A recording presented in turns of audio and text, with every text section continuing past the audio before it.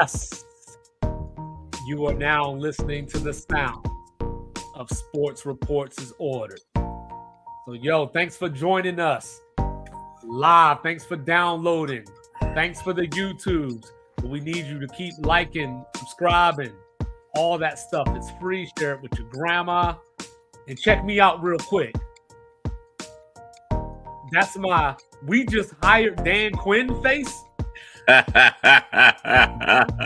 Jeez. Tonight, the winner is Mr. Logical. Speech. Sports Reports is Ordered. First annual end of season NFL awards. Exactly. Then, of course, we're going to take you around the association because there's some things going on in the basketball world. And then we're going to probably get into a little bit of Eric Bieniemy, maybe. And here we are again. The closing thought should be interesting. Yeah. Nice back and forth between me and Mr. 25. But guys, Sports Reports is Ordered. Just had our 1-year anniversary the other day. Yo, 365, we made it. Thank y'all for watching and tuning in. Thank you for the support and love. So, here we go. We usually like to start off the show, for those of you that are new, with a little something called Get It Off My Chest. What that entails is we take something from the sports world that has piqued our interest, if you will, and then we talk about it for a few minutes just on some, this is bothering me, or I like this, whatever it may be. Exactly. I'm going to get us started real quick because I like what Mr. Logical has in store for us and Get It Off My Chest. But my Get It Off My Chest is actually a reminder for you all out there. Because I woke up this morning, I looked at the calendar. It said February 1st. And, by the time we got to kindergarten and all that, we knew that following February is March. The madness is here. So, why is the madness here? Because in 2 days, we got Duke against North Carolina. Top 10 matchup as it should be. Kentucky against Tennessee. Is Gonzaga's reign of terror over? They lost to Santa Clara this year for the first time since 2011. And now they got St. Mary's. So if they lose this game to St. Mary's in the Kennel on Saturday, they fall 2 games out of first place. Is the reign of terror over? We got the national champions, defending national champions, number 1, the UConn Huskies. We got Florida Atlantic and San Diego State still winning games, but San Diego State's not even in first place in their conference. And Mr. Logical spent all last March Madness talking about how we don't know none of these players. We watching the NBA draft. Where are they? But hey, watch North Carolina. Watch North Carolina. They got RJ Davis, who's back. He's going to be in the National Player of the Year conversation. So that'll be a player that you know. You know what I'm saying? But ladies and gentlemen, the madness is coming. And for me, the madness is already here. That's all I got.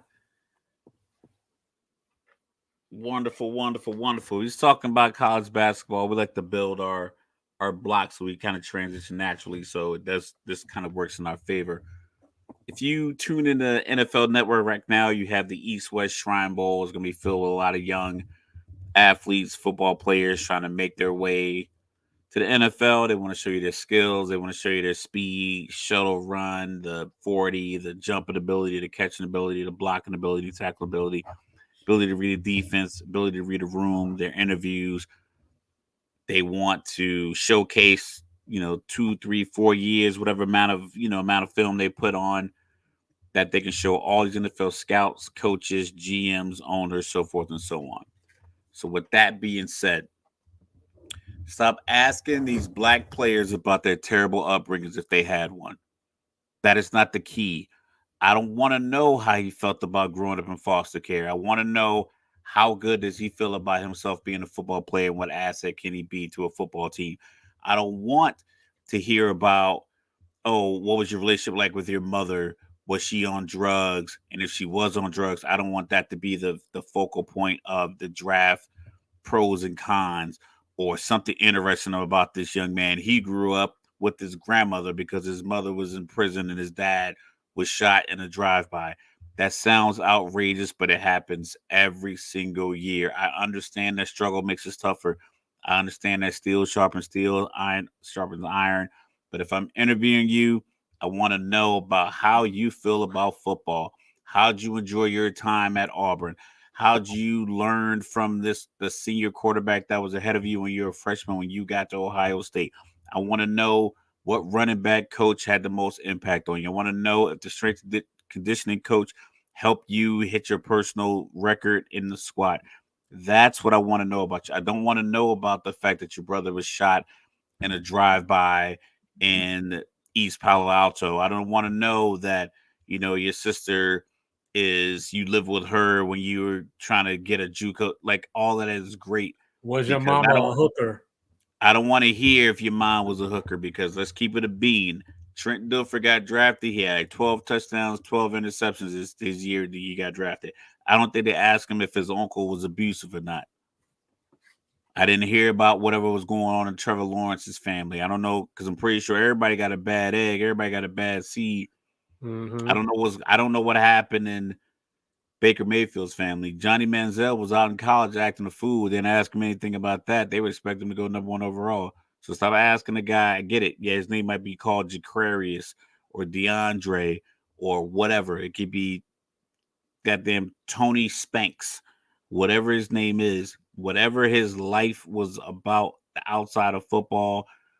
I do not want you to make that the highlight of why he should be interviewed in halftime or in one of these breaks.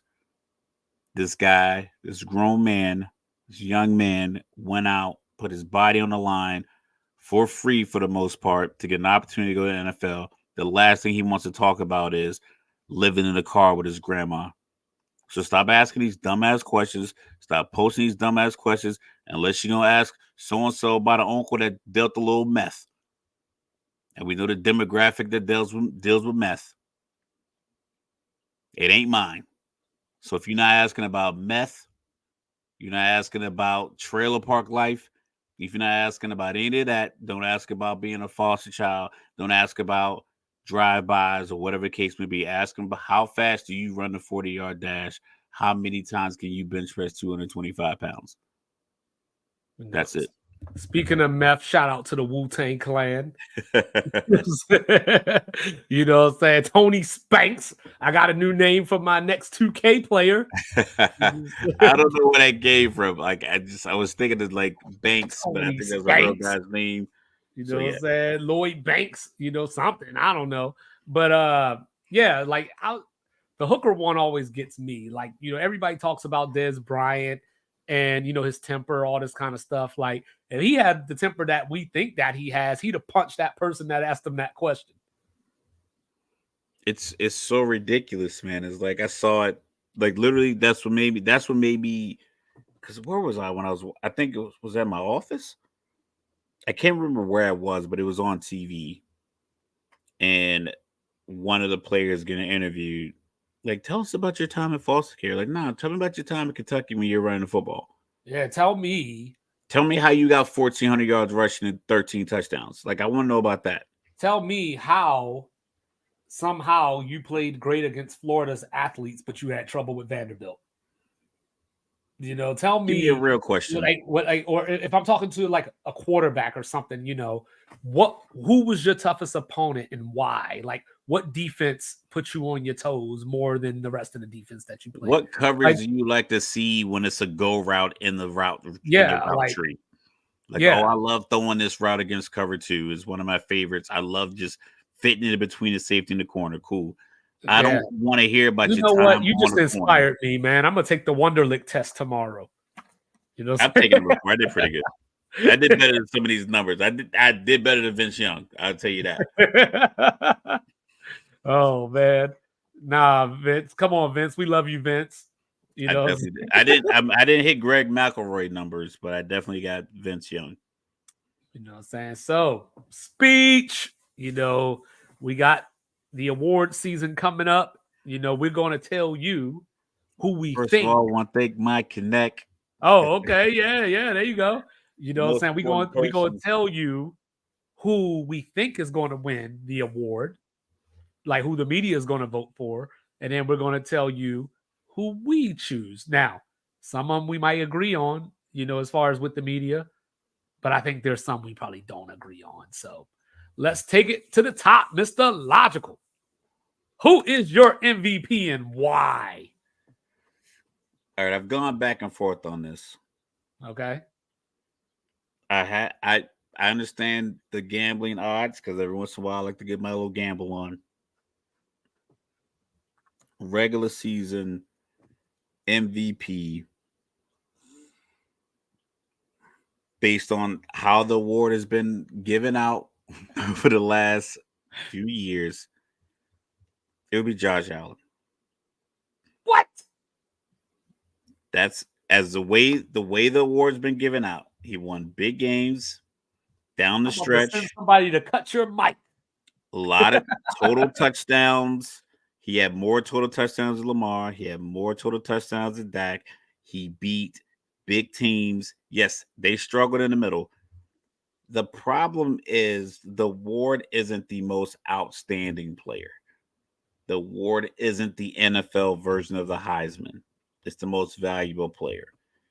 We'll say, well, he got Stephon Diggs. The last 6 or 7 games, Stephon Diggs had like 33 receptions. So he was literally getting the ball to Dawson Knox, Gabe Davis, Shakir. Cook was running the ball well, and he just was making things happen. Rush touchdowns. It wasn't all tush push.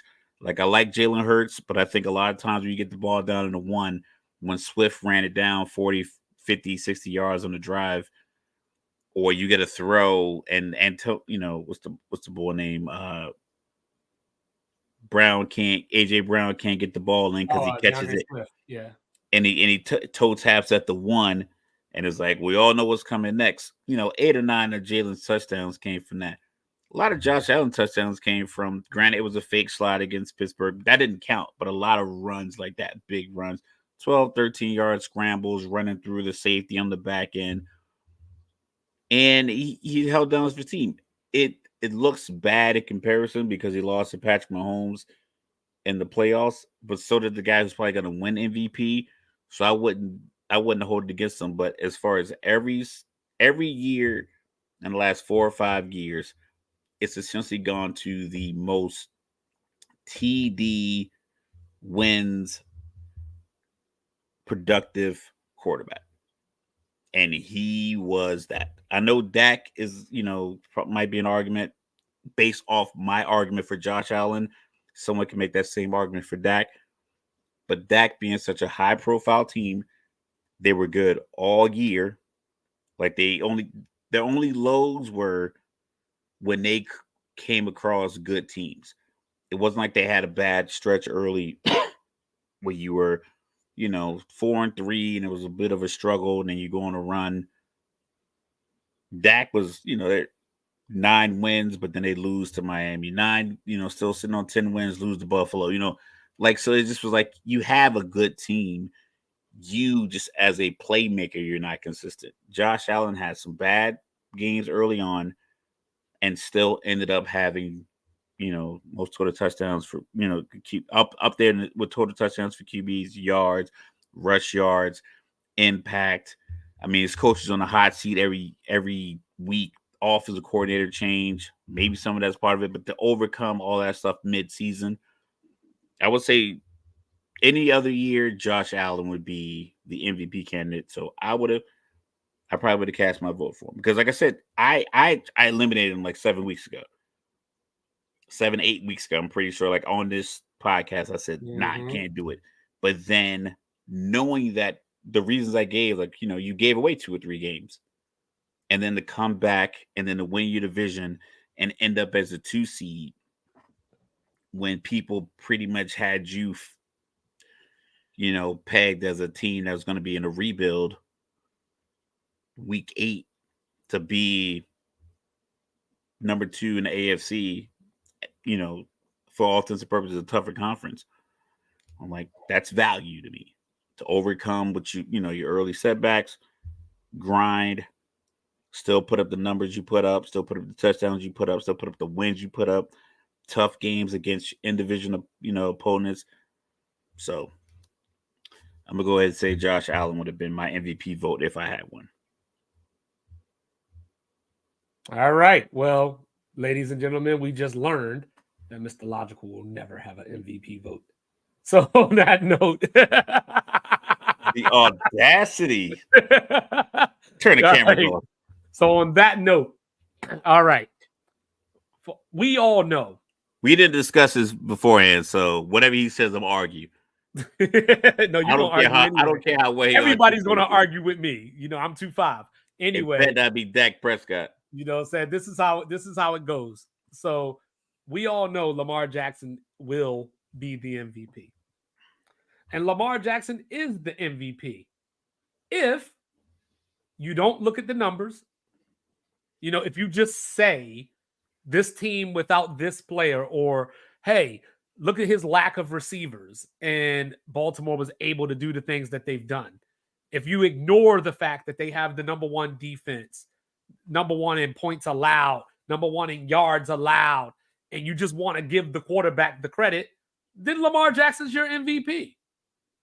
If you don't care about how your quarterback plays on the road, if you want your quarterback to lead a team to a 4-5 road record, if you want your quarterback to have one more road game than home games on the season, but have 12 less completions, his completion percentage goes down 7.4% on the road. He has 424 more passing yards at home, even though he had one more road game. He has 81.5 less yards per game on the road than he does at home. And he has 8 less touchdowns on the road. Then Dak Prescott's your MVP. Well, I'll be right back. I'm so done with you, Mike. You know what I'm saying? If you want to give the quarterback the award, and he's 3rd in touchdowns in the league, passing touchdowns, I understand, because Dak is 1st in passing touchdowns. So if you want your quarterback to be at least 3rd, but you're okay with your quarterback having a shitty 3-game stretch, you're okay with your quarterback throwing 4 picks in their biggest game of the season, then Brock Purdy's your MVP. If it doesn't bother you that your quarterback is 2nd in the league in interceptions with 18, the fact that every week you live and die on whether he's going to make a mistake or not. He's lost you a few games this season. Started you in a 5-6 hole that Mr. Logical just told you that he climbed out of. Then Josh Allen is your MVP. But if you want a consistent player who brings it every week, whether it's catching the ball, whether it's running the ball, the little engine that could, then you will join me and name Christian McCaffrey your MVP. Because this is what I hate. I talk to people throughout the year, many years, as former President Trump would say, many, many years. I was talking to people, and they told me that for a running back to win the MVP, they had to get 2,000 yards or they had to break the all-time record. And I was like, well, if that's the case, ain't nobody going to win MVP. Because I saw Derrick Henry do that. Now, with that being said, why did I choose Christian McCaffrey? Here's one reason. He sat the last game of the season and still won the rushing title by 292 yards. Now, here's reason number 2. With that, what I just said, and he still had 8 less attempts than Derrick Henry, who finished 2nd, 292 yards behind him. He's 3rd in rushing TDs, 3rd in 20-yard rushes and 40-yard rushes. He had 67 catches to go with 564 yards, 8.4 yards a catch with 7 touchdowns. Third in running back receptions, second in running back yards. The 49ers, it's easy to say they live and die with Brock Purdy, given what we saw in the playoffs the last 2 weeks. But without Christian McCaffrey, at least that comeback against Green Bay doesn't even happen if he didn't hold the fort down. Now, with Lamar Jackson, I don't want to make it just a numbers argument, but he had 24 passing touchdowns. I need my quarterback to make plays with his arms and his legs if possible, but at the very least, his arm because he's a quarterback. And then if you're only going to have 24 rushing touchdowns, I probably need you to have some kind of crazy number of rushing touchdowns. Like Josh Allen and Jalen Hurts both have 15 rushing touchdowns. Lamar Jackson has 5. So that's 29 total touchdowns. You know what I'm saying? But the Ravens did lead the league in rushing. And obviously he's a big part of that. So you have to give him credit for that. And that goes back into he means this much to the team that without his presence. That's a Heisman vote. That's a Heisman in the 2 years that Steve Nash got the MVP vote. So if you're not going to, I'm not trying to knock Lamar, but I am. So it's you know what I mean? MVP, MOP, yeah. But that argument about he makes the offense go, I can say that about Dak. I can say that about Josh Allen as well. But this is the other problem. So if you're going to have 24 passing touchdowns, you got to have the number of rushing touchdowns, but you only got 5. So now you got to have yards. He's 17th in passing yards. Like, if you're just looking at statistics, he can't be your MVP. Is this a Lamar Jackson apology award? No. Because I think all the people have knocked him for. Is it because he never ruffles feathers? His team doesn't, his fans don't. He doesn't nip at the heels of the other great, because it's like his other comp, really. The only person, I'm gonna say the only, but one of the people that has broke his records is Michael Vick, because he's a running quarterback. So you give a guy like Josh Allen that people have been kind of comparing almost inadvertently to Mahomes and Burrow, and Mahomes have both played in Super Bowls. So that knocks Josh Allen. Cowboy fans are somewhat incredulous, somewhat pedantic. Getting my Stephen A. Smith over here. So, and then Jerry Jones is such a looming personality that Dak never really gets the head start. Because we talk about this with the AP voting for college football when they start off the preseason polls 1 through 25. After like 4 weeks, it really like the dust kind of settles from August all the way through September. October 1st, these are the teams. I think sometimes we come into the season with these guys and like, this guy's gonna win MVP. Lamar's he's always dynamic. He's even in a loss with the tip pass that he caught. I was driving, almost swerved out the road. I was watching the game and I saw it. I was like, oh, and I had to like correct and miss out a pothole. Jersey, fill the potholes, please. The plows came through after the snow. Go back out there for the potholes. Thanks. So he's so dynamic, and I think his personality is dynamic. It's not demonstrative. It's not like an overwhelming personality. Even wins and losses, I think people still like him, and I think that kind of boosts him up. I don't know if the media likes Dak because he plays for Jerry Jones and the Cowboys, and it makes him somewhat unlikable. You know what I think? I think that the media tried to crown MVPs at different points during the season, and Lamar was the last one standing. I think that Lamar is the best player on the best team, as far as record-wise and everything. So, like, when you look at it, remember, Dak was the MVP. But then, or actually, it started with Tua. Tua was the MVP. The Tua They MVP part, I never understood. they I they never, they under, I never. It was too early, and I never understood it because Ty, Tyreek Hill's numbers were so crazy, right. and the pace he was There's on. obviously a dependency here. You know what I Yeah, mean? and And then you have guys like Jalen Waddle and Mostert, and essentially they had NCAA Olympic track speed wearing shoulder pads for Tua. So it's like almost anyone could have thrown those routes. I mean, I'm well, not I I'm not think trying to that dismiss Tua, but I didn't think he was like I don't think he, I don't I think the skill position players that he had were more valuable to Miami than him. well, for a lot of the season, Tua led in passing touchdowns, until like near the very end. They But no lost one that was Monday really night far. game. It wasn't like he was ever like No, no, no, 27 no, not at touchdowns. all, not Everybody at else all. was like 16. But He that was was like the argument that 21 and you other could people were make. It like was consistent. 19.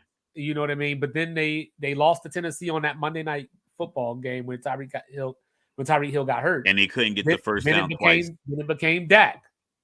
And then the Cowboys went out and lost to Tua to Miami. And And it was like, then you can't be the MVP if we just lost and to the guy we just and deregulated as MVP. even Yeah. when you were watching that game, Tony Romo, there was a moment where Miami scored, or I'm sorry, Dallas scored, and then Tony Romo asked, "Did Dak just have his MVP moment?" As if it was the Heisman. Miami comes down, scores, Dallas gets the ball back, and he's like, "This is Dak's chance for another MVP moment." You don't get two in the same game, first of all, but Yeah, yeah, you call it at the end. right. So then it was Brock Purdy again. Because San Francisco, we thought, was the best team in the league at the time. And then Baltimore came in there on Christmas night. I think Tua and Brock Purdy are a byproduct of the MVP almost essentially being granted, yes, I picked Josh Allen, almost being like exclusively a quarterback award over the last 10, 15 years. Right. I think with the exception of Adrian Peterson, who literally did, would you say, ran for over 2,000 yards. Excuse my language. Oh, excuse me. I was about to cuss. I was thinking about cussing. But so Brock Purdy and Tua, I think they were launched to this 1 through 5 range of MVP candidates because the award goes to quarterbacks. Right. I told you early in the year, I would have had Tyreek and Christian McCaffrey up there higher simply because I felt that what they were doing, they were on pace for huge numbers for their position, whereas all the quarterbacks were kind of on They were just pace lumped for together. Yeah. good years Mm-hmm. for 10 to 12 guys have done it over the last few years. Kirk Cousins was leading the league in touchdown passes for his Achilles popped. Right. And no one had him anywhere near the MVP conversation. Well, so I was like, that's why I was moving up the skill position, guys. But ultimately, as it gets colder, you can't run, you tweak an ankle, you're not as effective as a running back, wide receiver, whereas the quarterback is still out there. And that's why I was like, I think Josh Allen hit his stride when there was that confusion. That is it Brock Purdy? Is it Tua? Is it Dak? It was never Josh Allen. And I think in my mind, he just kept like trugging along. So when they essentially switched it to Lamar, it's like, okay, he kept going and going and but see, going and but that's going the and thing, going. that the game that they made the switch, Brock Purdy threw 4 interceptions and got benched. And it just happened to be against Lamar's Lamar. team. You know what I'm saying? But obviously, it wasn't Lamar out there making the interceptions, Catching fits, blitzing yeah. them, all that stuff like that. But you got to give it to a quarterback or, the leader of the team. Just And like I that was said, the by thing. default, they'd be giving it to quarterbacks. Yeah, because I mean, Dak led the league in passing touchdowns, so if that's a requirement for you, he could be your MVP. And I don't think too many people would argue with you that don't have context or, that Aaron don't. Rodgers won it 2 years in a row. At any point, did And you think Aaron Rodgers and the Green Bay Packers were viable championship competitors? no, not at all. Even with him at the helm for 2 No, years and MVP? no, and I think that the other thing is that most years, That felt like lazy voting. I feel like most years the MVP is pretty clear cut for the most part. Like when Mahomes won his MVPs, we knew he was the MVP in like week 11 or something like that. there was the argument me and you both felt Tom Brady should have got one of that Aaron Rodgers MVP. We both felt that, but I don't necessarily have a problem with Aaron Rodgers winning it. I Based just off thought the Brady. fact that the based off the fact on like the parameters by which Aaron Rodgers won the MVP, I was like, well, you're only looking at numbers. Right. You're exclusively looking at numbers. Right. It's Tom Brady because Tom Brady didn't have that great of a team. Can we stop? The same year that Matt Ryan won MVP, Aaron Rodgers had more passing touchdowns than Matt Ryan that year. Because I was thinking like it might be a little tough, but like something that you mentioned in our pre-meeting is like you kind of put it out there like, all right, these awards are coming out in February. We got to vote in January. And then you get to this point is like, what guy, what team, what coach, what staff did better than I expected? And I think Matt Ryan did better than anybody expected that year. The year he won MVP. But like I said, Aaron Rodgers had more passing touchdowns. I think their touchdown to interception ratio is pretty much the same. Hey, I got to quick get it off my chest real quick. This is like 45 seconds. Give me 45 seconds. All right. So like stop with the head-to-head stuff. Like, we were in the chat today, Clinton Portis versus Sean Alexander, and it had that like one of them was 2-0 against the other or something. Or I hear LeBron fans talk about, how he's like 26-16 against Kobe or something like that. Well, that's a little bit more relevant because they actually were on the floor. It's a team game. But they were on the floor. At least they were competing against each other. Shady didn't try to tackle Clinton Portis. Well, I know, but I'm just saying, like, I just feel like it's just pointless to me. Like it doesn't, like, if Kevin Durant has a winning record against Kawhi Leonard or whatever, like, I'm not going to use that in an argument to be like, yo, Kevin Durant's better because he's 24-20 against Kawhi. Like, it just sounds dumb. I'd use it as an argument because before these guys went certain places and teamed up with guys, they were not able to beat this other guy and that guy's teams. I know it's a team sport, but you don't. Apparently, it's a little more. Tom Brady versus Peyton Manning is like if I told you Peyton Manning's not playing middle linebacker. If I told you Isaiah Thomas is head to head against Michael Jordan, you would ask me, how often did Isaiah actually guard Michael Jordan or whatever? Like, you know what I mean? Like, it has no relevance. Yeah, but if it's Olajuwon versus Gary Payton's not guarding Olajuwon. But if it's I bet you they got a head-to-head if you Google it, though. I'm pretty sure you do. But if it was like Tracy McGrady versus Vince Carter, but anyway, they're probably matching up with each other. All right, anyway, Peyton Manning is never playing outside linebacker against Tom Brady in the playoffs. Exactly. Yeah. So the football comparison is a little lazy. I agree. I give you that. So, Opoy, what you got? Offensive Player of the Year. Like, who do you think the media is going to pick, and then who you picking? Well, I think the media is going to pick Christian McCaffrey, and I agree with that because I think they've slowly made the Offensive Player of the Year the default. I'm sorry I didn't vote for you for MVP, but I got to vote for this quarterback because that seems to be the standard. Yeah. Yes, I know. I get it. Everyone's listening like, oh, you just said Josh Allen. Yes, I get it. Because Josh Allen had like a really, really, really great season, even amongst the good seasons that these other quarterbacks were having. I don't think honestly, in my personal opinion, I don't think quarterbacks should even be in this category. I agree. But you would have to, but that would mean that the AP and everybody else who voted would have to acknowledge publicly. Well, if you're going to treat the MVP is their quarterback award. If you're going to treat the MVP that way, you have to do something. You can go MVP, and like I said, we call the quarterback award Johnny Unitas Award or whatever. But I think Tyreek Hill had a shot. My issue with Tyreek Hill and a lot of these other guys, even Cooper Kupp to an extent, like over recent years, chasing the yardage record when we have 17 games and then just saying it out loud as if I'm not supposed to know that Calvin Johnson, a.k.a. Megatron, set the record at 16 games. Right.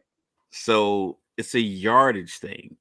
So if you give me a whole nother game, then I'm like, and I break the record, but I barely break it. If I'm on pace, so I don't know the exact numbers. I think it's somewhere like 1841 for Megatron, 1891, I something want to like say it's that. like 18. I'll look it up real quick, but go ahead. All right. So if we do that math over 16 games, and at 15 games, I'm on that pace based off of his 16 game pace. Mm-hmm. And then in the 16th game, I break the record. Okay, I'm good with that. But with Tyreek, they just kept bringing it up. So, but when they kept, every time they bring it up, as the season progresses, week 8, you're dealing with this. Week 8, week 10, you're dealing with this. Week 12, you're dealing with this. And it was like, all he needs is 214 yards this game, and he'll be back on pace for blah, blah, blah, blah, blah. And it started to look as if it wasn't going to happen based off the fact that for so many weeks, what's the numbers per week? Well, I wasn't looking per week, but overall it's 1964. I knew it was something. So 1964, divide that by 16 for me real quick so I can kind of finish this up. So with Tyreek, because every single time Miami was 122.75. 122, 123 yards a game, basically. 123 yards a game. So if you extrapolate that over 17 games, give me that number. Here, I'll pull it up real quick. So 17 times 123. So that 19 is 1964. Yep. Divided by 17. Pause. 1964 divided by 17. Wow, 1964. My fat finger. The math ain't mathing. Yo, 19. I got 115 and a half. Divided. 115 and a half. You know what I'm saying? So that's why you ain't got no MVP vote. You know what I'm saying? Thumbs too fat. I've been voting for Mitch Trubisky for MVP. These thumbs. So at 115 a game, I feel like with the extra game, with the yardage, you got to blow it out of the water. I need you at 1900 after 15 games. Mm-hmm. I need you somewhere in that space. So if it takes I need you at 2100 or something.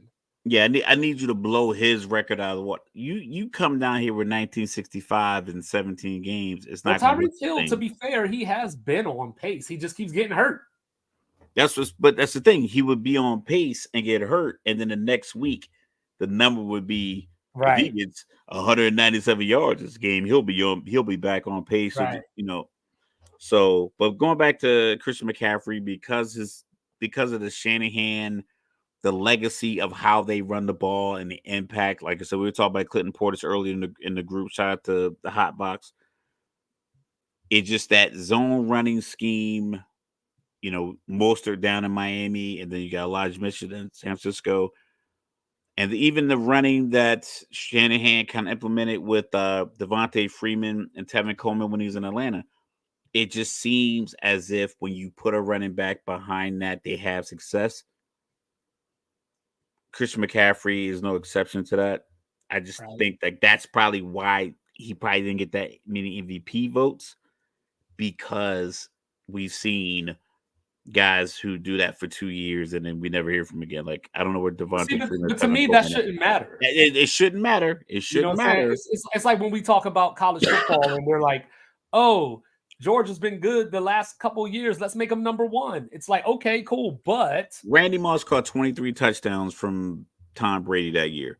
Yeah. If he would have gone the rest of his career and never caught more than 4 touchdowns in a game, in a season, we will look at it like, oh, those numbers were inflated because he was going to. Yeah, we would, but it still doesn't take away from what you see. This is it doesn't take away. See, hold up. It doesn't elevate either. Get it off my chest. Get it off my chest. I got another one. So, like, all right, yeah. If I'll argue, I'm ready for this. No, I'm just saying, if there's something that, and this ain't at you, I'm just saying. I know, I get it. If there's something that you would criticize someone for, then you have to give them credit if they do the reverse.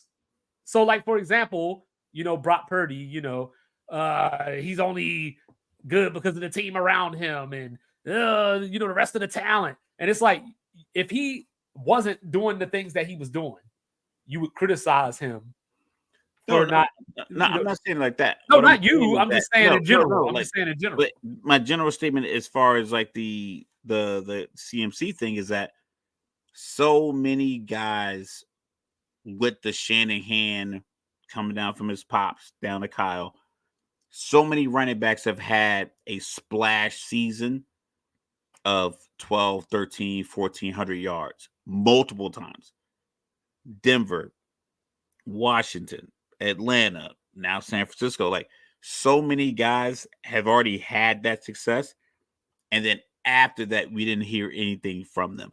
So it could be, I'm not saying it will impact. But we also saw Christian McCaffrey do that outside of Shanahan.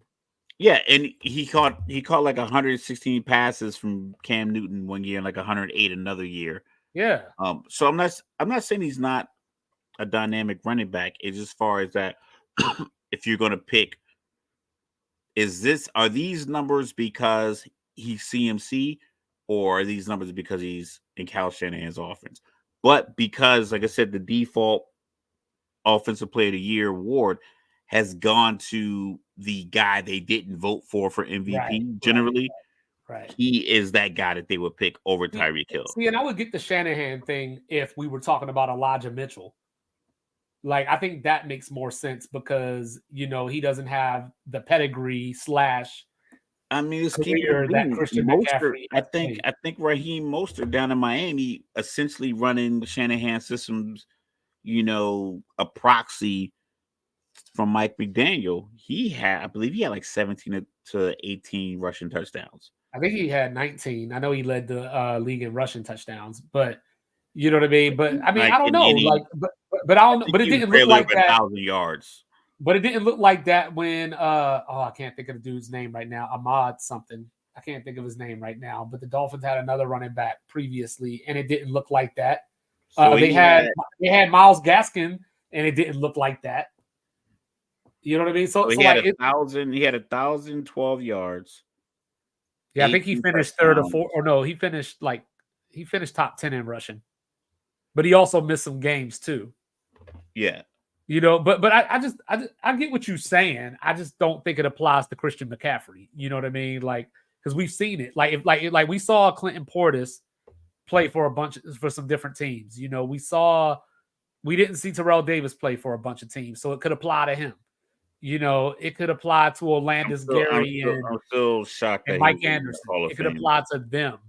But Christian McCaffrey, when he was in Carolina, was still in the conversation of best running back in the league. It was just that he got hurt all the time. But yeah, my old boy, I'm going to go with Josh Allen, with the total touchdowns. The only thing I hate, though, is the number of interceptions. I don't like the 18 interceptions. Like, I know a lot of quarterbacks had a lot of turnovers. It was weird. I think Mahomes even had 14 interceptions this year. But just looking at it from a purely statistical standpoint, I don't have a problem with Josh Allen winning that. What about Depoy? This one was probably my toughest one. It was tough.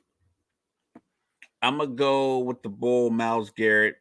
I think that's who the media is going to pick, too. I think the media is going to pick TJ Watt because they're essentially the same story. One team, defensive player, defensive end, the only guy you really had to focus on in the front seven. Mediocre quarterback play. Coach somewhat on a hot seat. But their defense was still top 6 in the league. TJ Watt and Myles Garrett both did that. I think the thing that really, and this sounds like superficial, when he was shifting from left to right and right back to left to right, and the two tight ends kept moving back and forth to the point where the other team got a delayed game penalty because they were so focused on making sure. It was in unison. You remember that play? Mm-hmm. Okay. That kind of impact was the Myles Garrett impact. So that was like the first thing. Then he was doing like the crossover. You know he's coming. You couldn't stop it. Mm-hmm.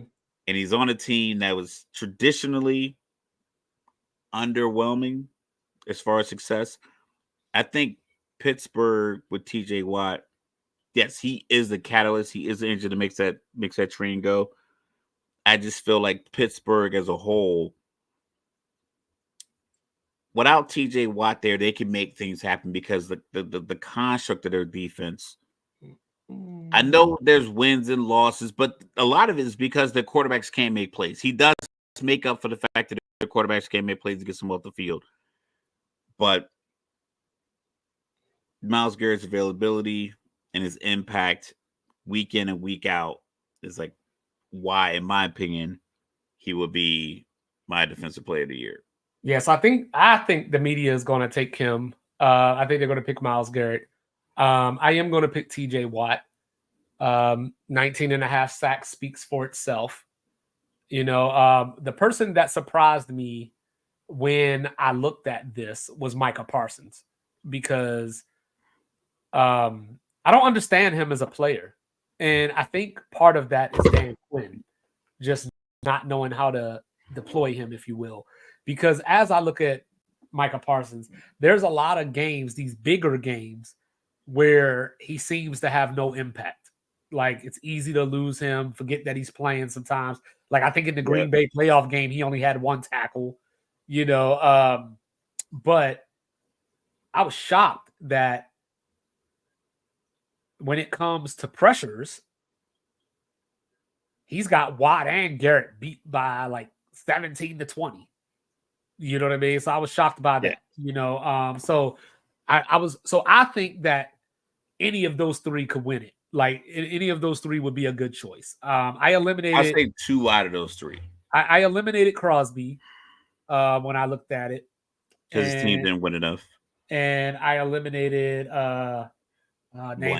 Bland. I eliminated Bland. He's got the pick 6 record, but he gave up a lot too. Like it was like the Diggs experience all over again. Yeah. But he comes back healthy, they'll be legit next year. But when I look at Pittsburgh, I got to push back a little bit, because we know Pittsburgh. We talked about it. You talked about it for a quick second. Pittsburgh's like 1-10 without TJ Watt coming into the season. They are actually 21st in total defense this year. So we're talking about a dude that got 19 sacks on the 21st ranked defense. Imagine if that defense didn't have him. They might imagine if you're the best player on the top 5 defense in the league. But that top 5 defense also means it's that Lamar Jackson argument almost, but reverse. Because if you look at Myles Garrett, what you're saying is absolutely correct. But they got a damn good secondary. You know what I mean? They got some damn good linebackers. So yeah, he's on the top 5 defense because they have the players to have a top 5 defense. You know what I mean? I normally don't like losing arguments, but except to you, I'll accept it.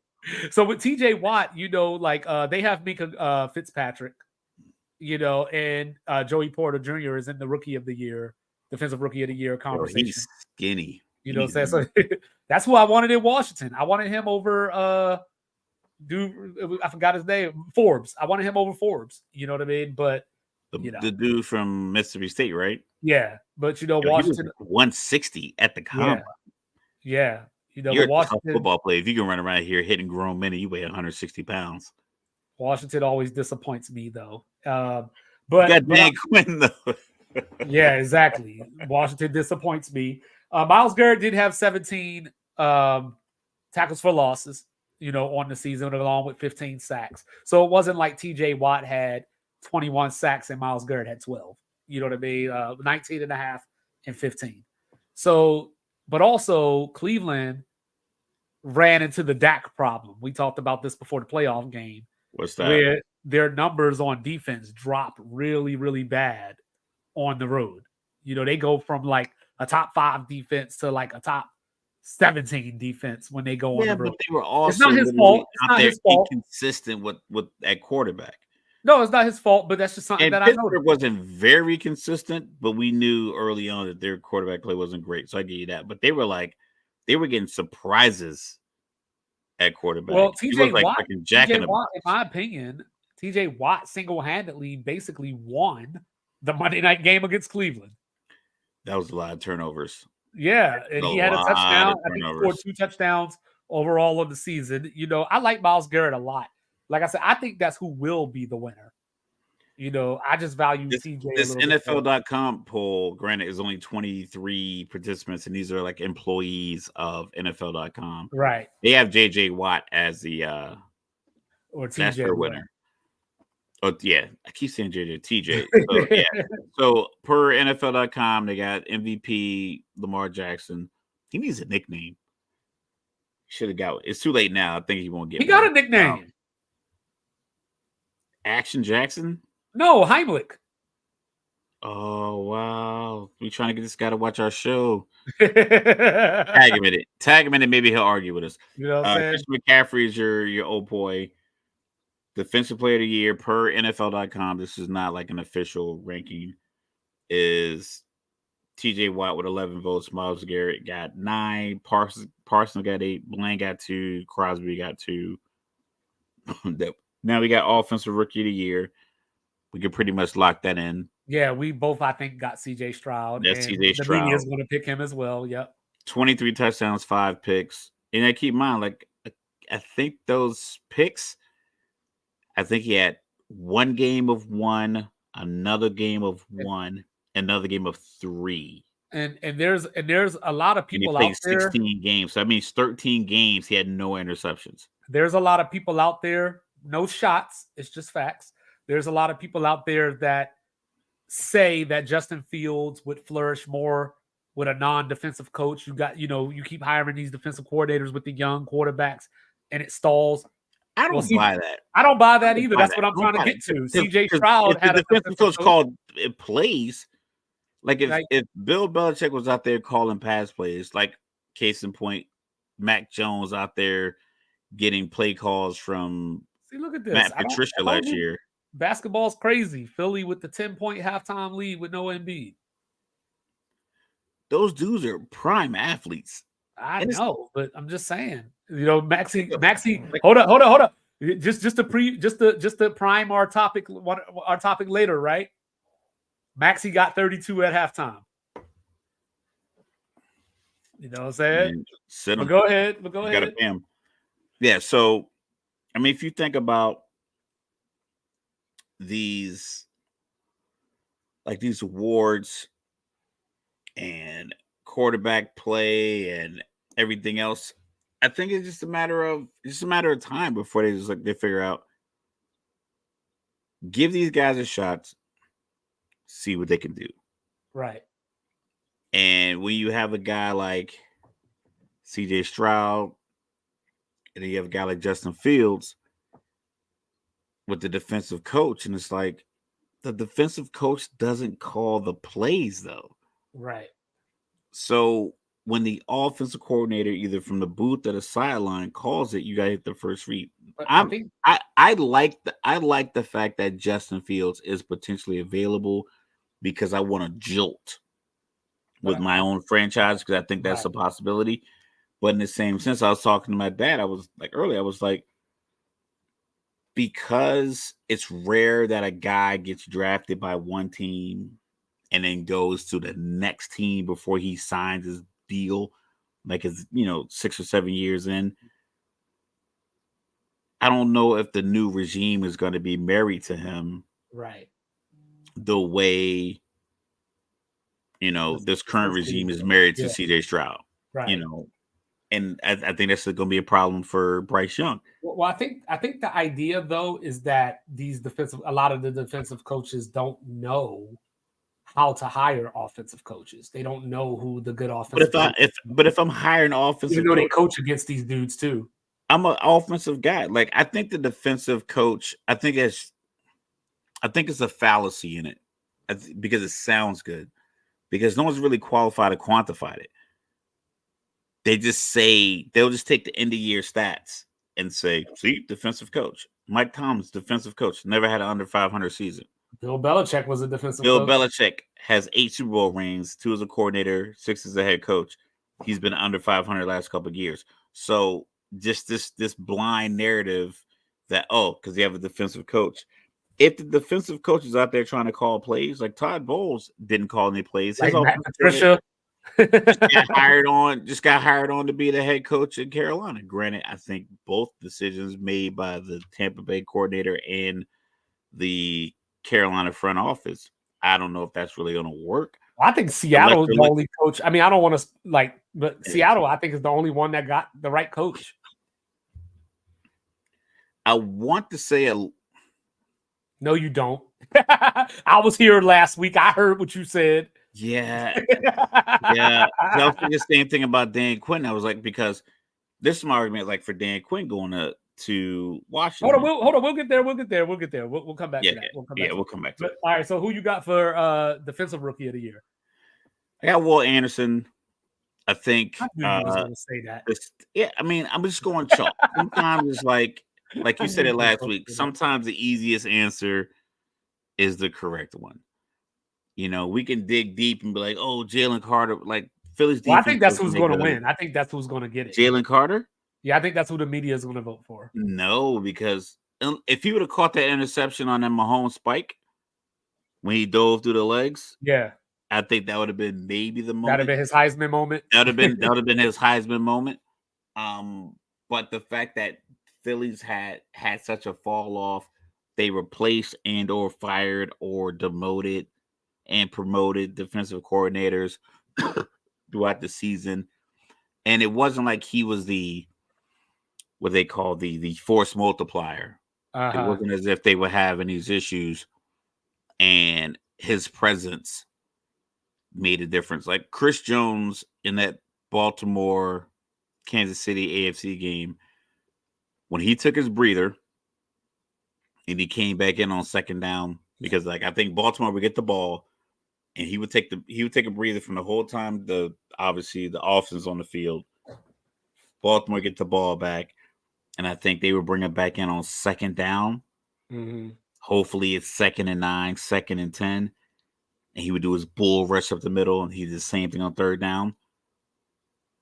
That impact, I'm not sure if Jalen Carter had that kind of impact in the games that he was in. I think Will Anderson did, and the overall success of the team with these two, like the deals that they made to get Stroud and Anderson in the top 5 is just like you being a Commanders fan or Washington football team or previously known as the Redskins fan, and me being a Falcons fan, is like, just do that for me one time. Give me that satisfaction that you went all in and then it worked. It worked offensively and it worked defensively. And I think that's what people are going to focus on, is that it worked. So I think, like I said, the voters got. So you got Will Anderson, and you think that the media is going to take Will Anderson as well? Because I think the move was jarring. The move was like, wow, I cannot believe they traded back up to 3 to get this guy after they just got their quarterback, and they were done. I think they were done for a couple of rounds. I think they moved all their picks for the first 2-3 rounds, definitely for the first 2 days. And they were like, and then it worked. All right, I got 2 questions for you. Who do you think I'm going to pick? If I had to think, you said Jalen Carter. I don't know. Probably Kobe Turner out of LA. Good job. Good job. I didn't just beat you. You know what I'm saying? All right, second question. Since the year 2000, how many corners have won Defensive Rookie of the Year? Since 2000. Was Jason Sehorn in that? No. That's a different. Well, I mean, you know one that's already. A different quarterback stat. Well, you know one already because Sauce won it last year. Sauce.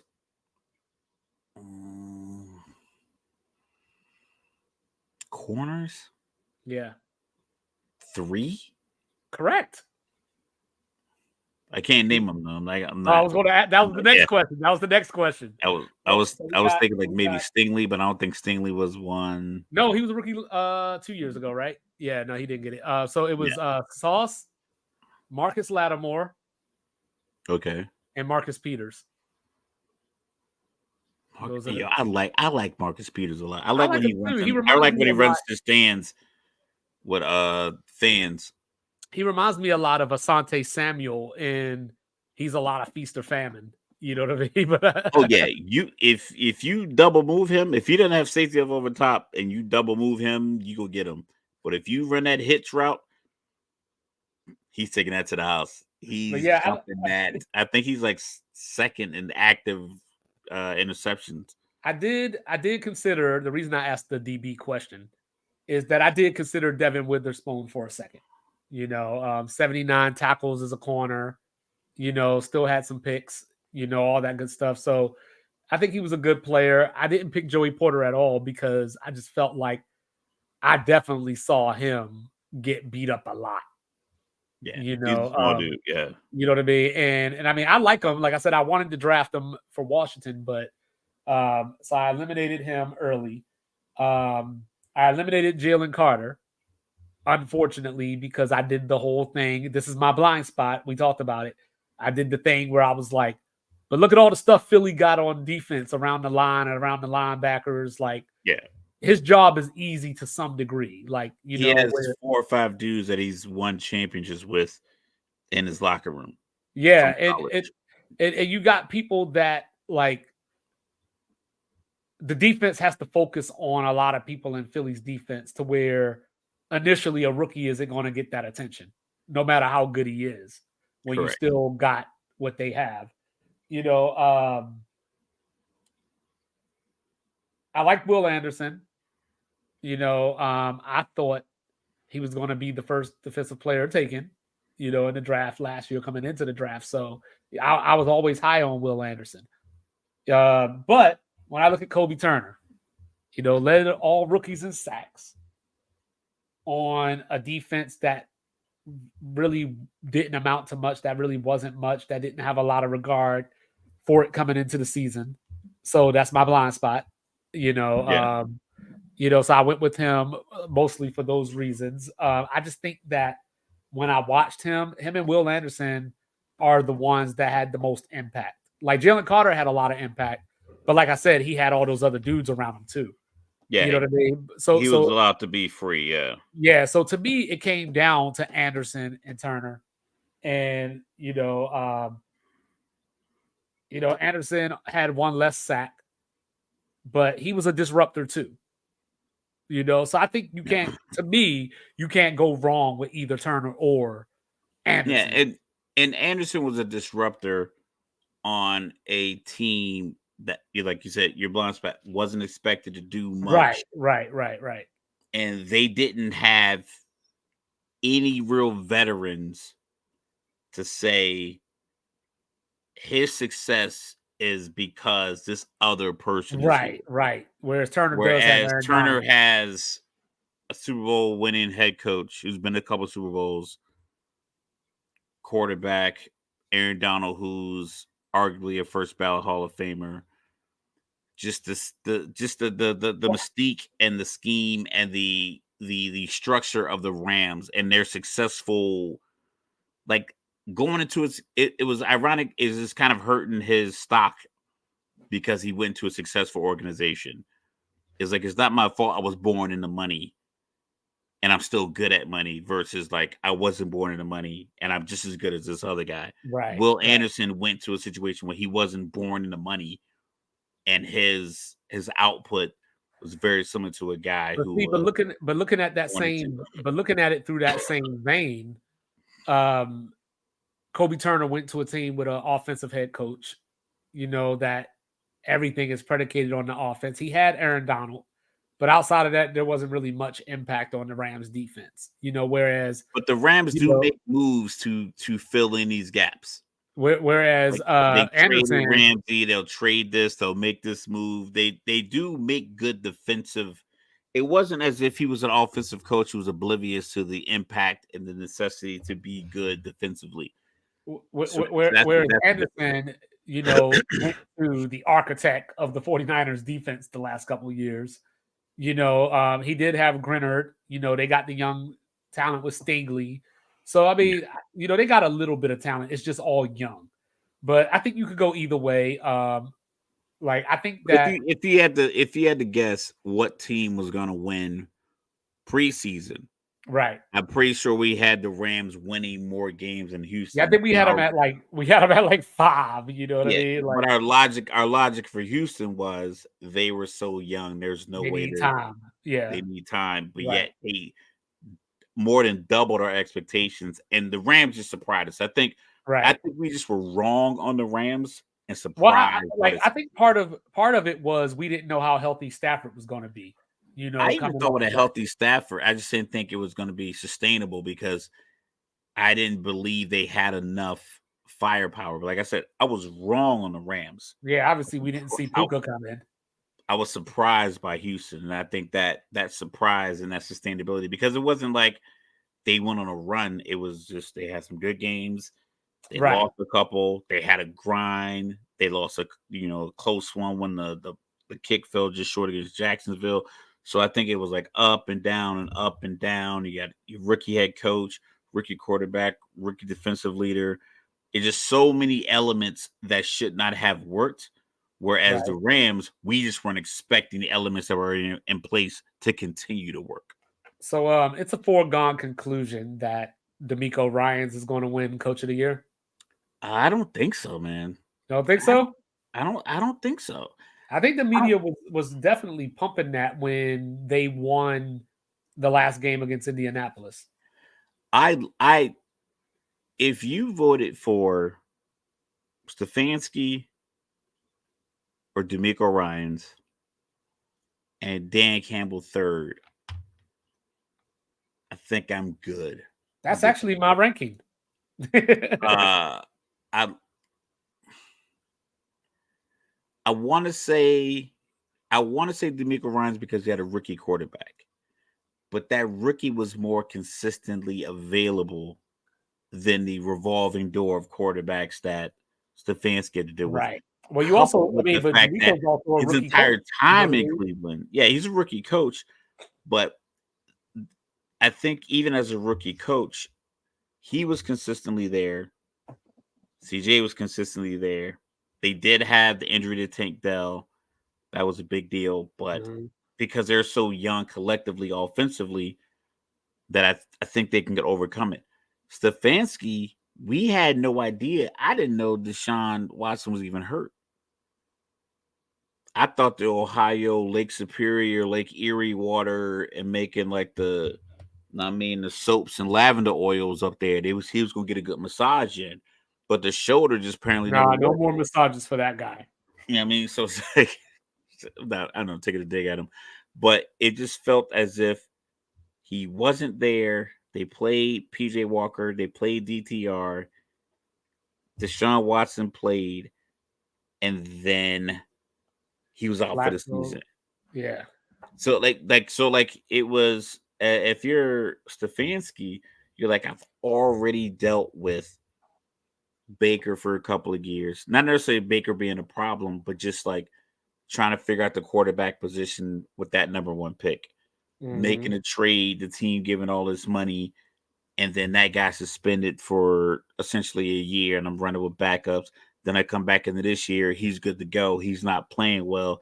He gets injured. I got to run with this journeyman and PJ Walker, the rookie and DTR. Then I got to call Flacco off his couch like a volunteer firefighter. You know what I'm saying? But then we still go 11-5. I still got a top ranked defense.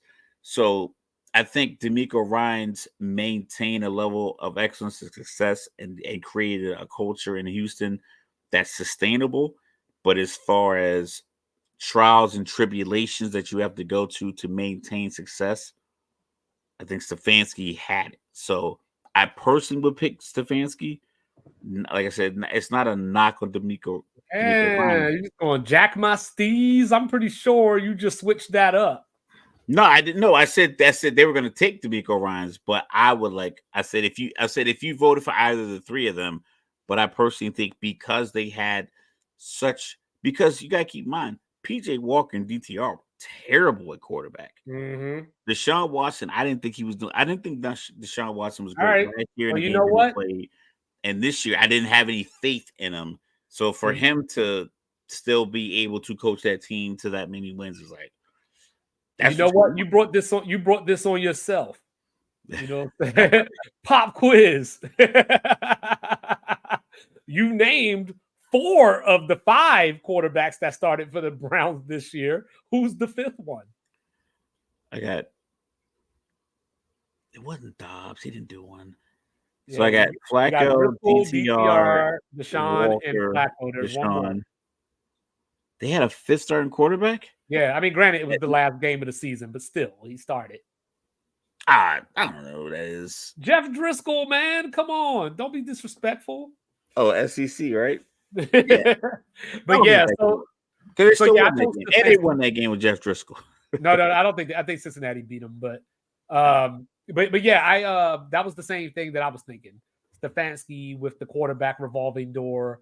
He's the only coach on the list that had to deal with something Nick like Chubb that. went out with a terrible injury. Yeah, that was catastrophic on Monday Night Football.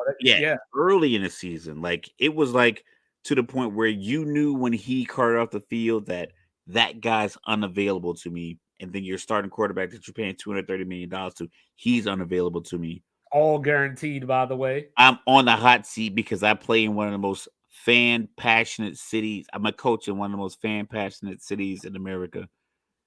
And it's like, what do I do? And then, of course, every team in that division finished with a winning record.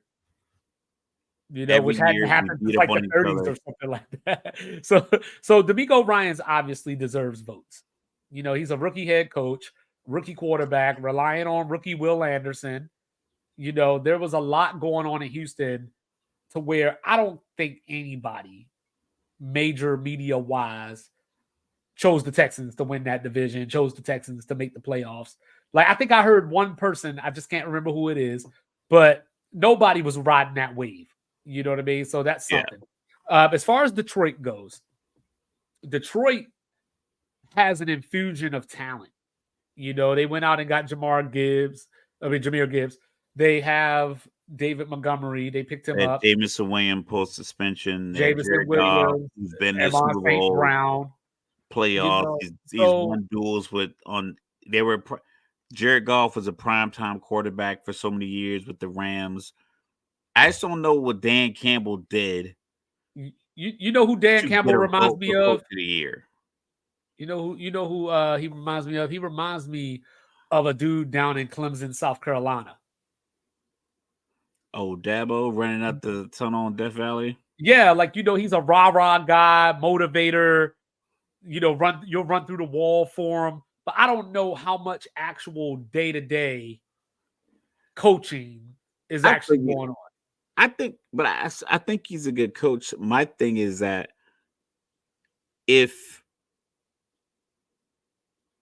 we go, like I said, according to NFL.com, once again, this is a source I'm using, and their 23 voters that they had their employees, 16 went to DeMeco, 9 went to Campbell, 5 went to Stefanski, 2 went to Shanahan, and then 0 votes to John Harbaugh in Baltimore. Yeah. My thing is, I don't know why you would vote. I understand why you would vote DeMeco over Stefanski because of the rookie age, experience, circumstance that he had down in Houston, coupled with the limited winning culture that they have down in Houston. Right. But I don't know what Dan Campbell did that was more impressive than what Stefanski did. I think it was just Jared Goff was available every single week, but they won 9 games last year. I know, but the Lions, what they did this year was for them was very unprecedented. Well, they went 11-6. Well, I just mean overall everything, just the whole season, NFC Championship game, something that they had never done before since the old. The votes are in before the votes are in. The votes are into the regular season. And I think that people just fell in love with the story of the Lions because I think people like Dan Campbell. Oh yeah, they love Dan Campbell. Stefanski has essentially no personality. Well, like we always say, he's the Brandon's. Biting kneecaps. He's what Brandon Staley aspires to be. With the gambling, the decision making, Dan the Campbell can downs. sell hoodies in Detroit that say biting kneecaps and make $1 million. Dan I don't know what Campbell. Stefanski could do. Stefanski probably could walk through Cleveland. If he shaved, he could probably walk through Cleveland unharmed, unbothered. Honestly, I don't know who I would recognize first between Stefanski and Mike Trout. Mike Trout. It would probably be Mike Trout just because he's a giant. No beard right now. Stefanski shaved his beard right now, and Campbell shaved his beard. You still will recognize Campbell just because he has that. I think that he has that bouncer look. Campbell is a man's man. Campbell is like he's the epitome of that old school for fun. That old school NFL coach that people love, like the Bill Cowher type dude, the Mike Ditka kind of guy. He looks like the dude that collects World War II tank memorabilia and like builds it in his garage. Stefanski does, like I said, I think that's probably the knock with Stefanski. I think he's like a no nonsense business analytical guy, goes about his business, which probably helps him be successful. I think he might be a very, very good coach, similar to like Kevin O'Connell up in Minnesota. Yeah. But it's just like you don't have the personality. How much do you think name matters? So like we were talking about Jalen. Well, yeah, because like we were talking about Jalen Carter, how I was saying that I thought they would give him the award, but you didn't agree with that. Like when it comes to the head coaches or just anybody in general, but since we're talking about head coaches, Stefanski is obviously the least known of these head coaches. Nothing that Stefanski did or does makes you want to root for him. You want to root for the rookie head coach, especially that. Let's give it a bean. The black rookie head coach with the black rookie quarterback. You want to root for him, and he came from a good organization, a good tree with the Shanahan tree. I think Stefanski's out of the. It's not the Andy Reid tree. I'm trying to. He's out of one of those nepotism trees that are out there. But the nepotism trees. But Baker Mayfield was a bigger personality than Stefanski.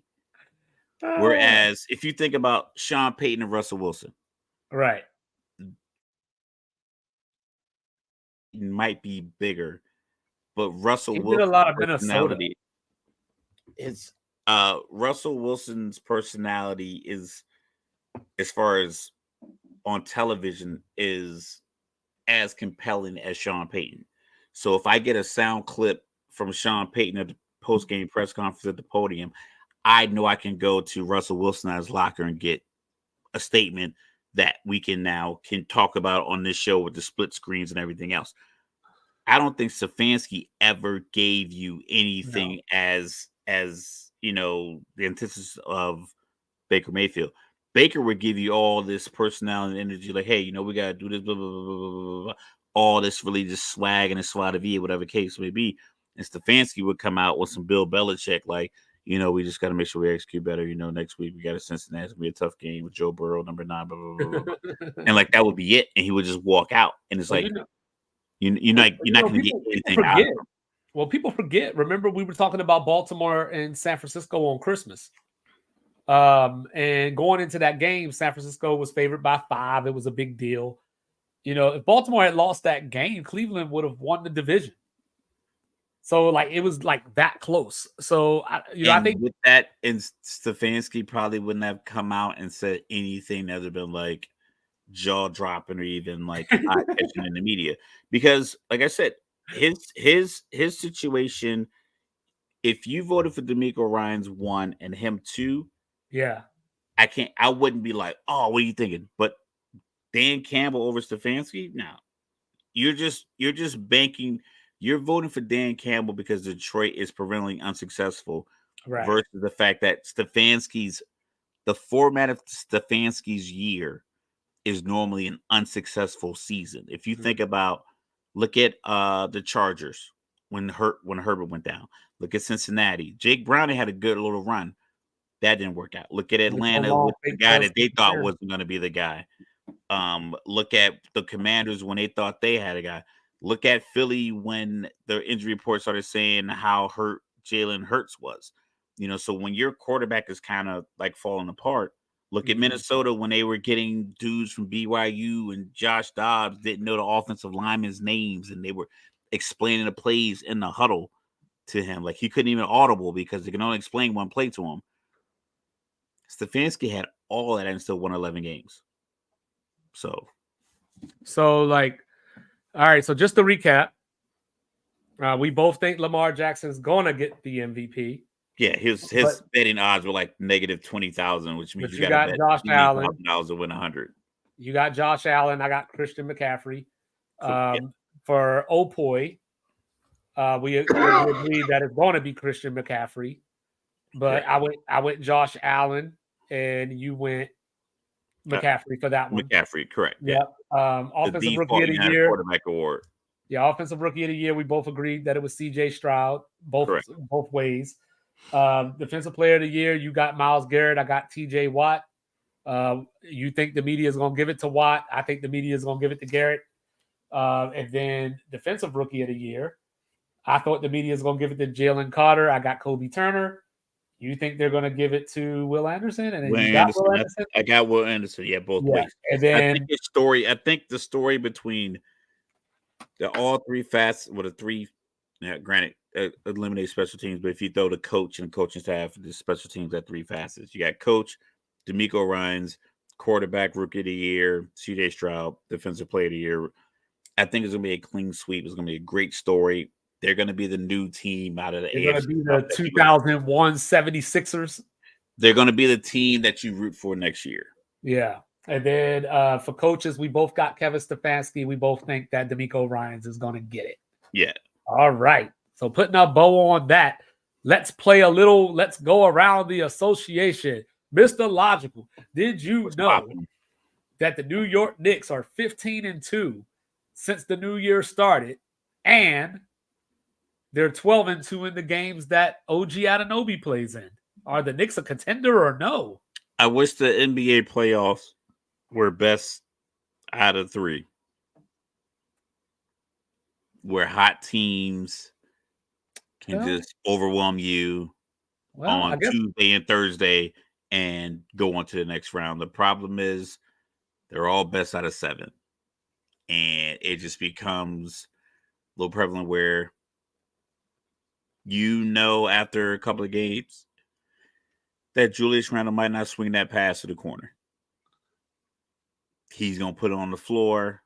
You make your adjustments. Now you're winning games 104 to 101 versus losing them quickly over the course of a 3-day span because you're not sure exactly what they're going to do. So that's the problem with these mid-season runs is that you'll play Minnesota on Tuesday, you'll play Chicago on Wednesday, you get a rest day, you're flying out to Memphis, you play them, you get a couple of days off, and then Sunday night you're playing against, the Clippers are in Madison Square Garden. So you're playing 4 different teams. They don't study you back to back to back to back. They don't study your tendencies. So in a 10, 12, 15 game stretch, you're 9-6, 13-2, whatever the case may be. And then you get this hope.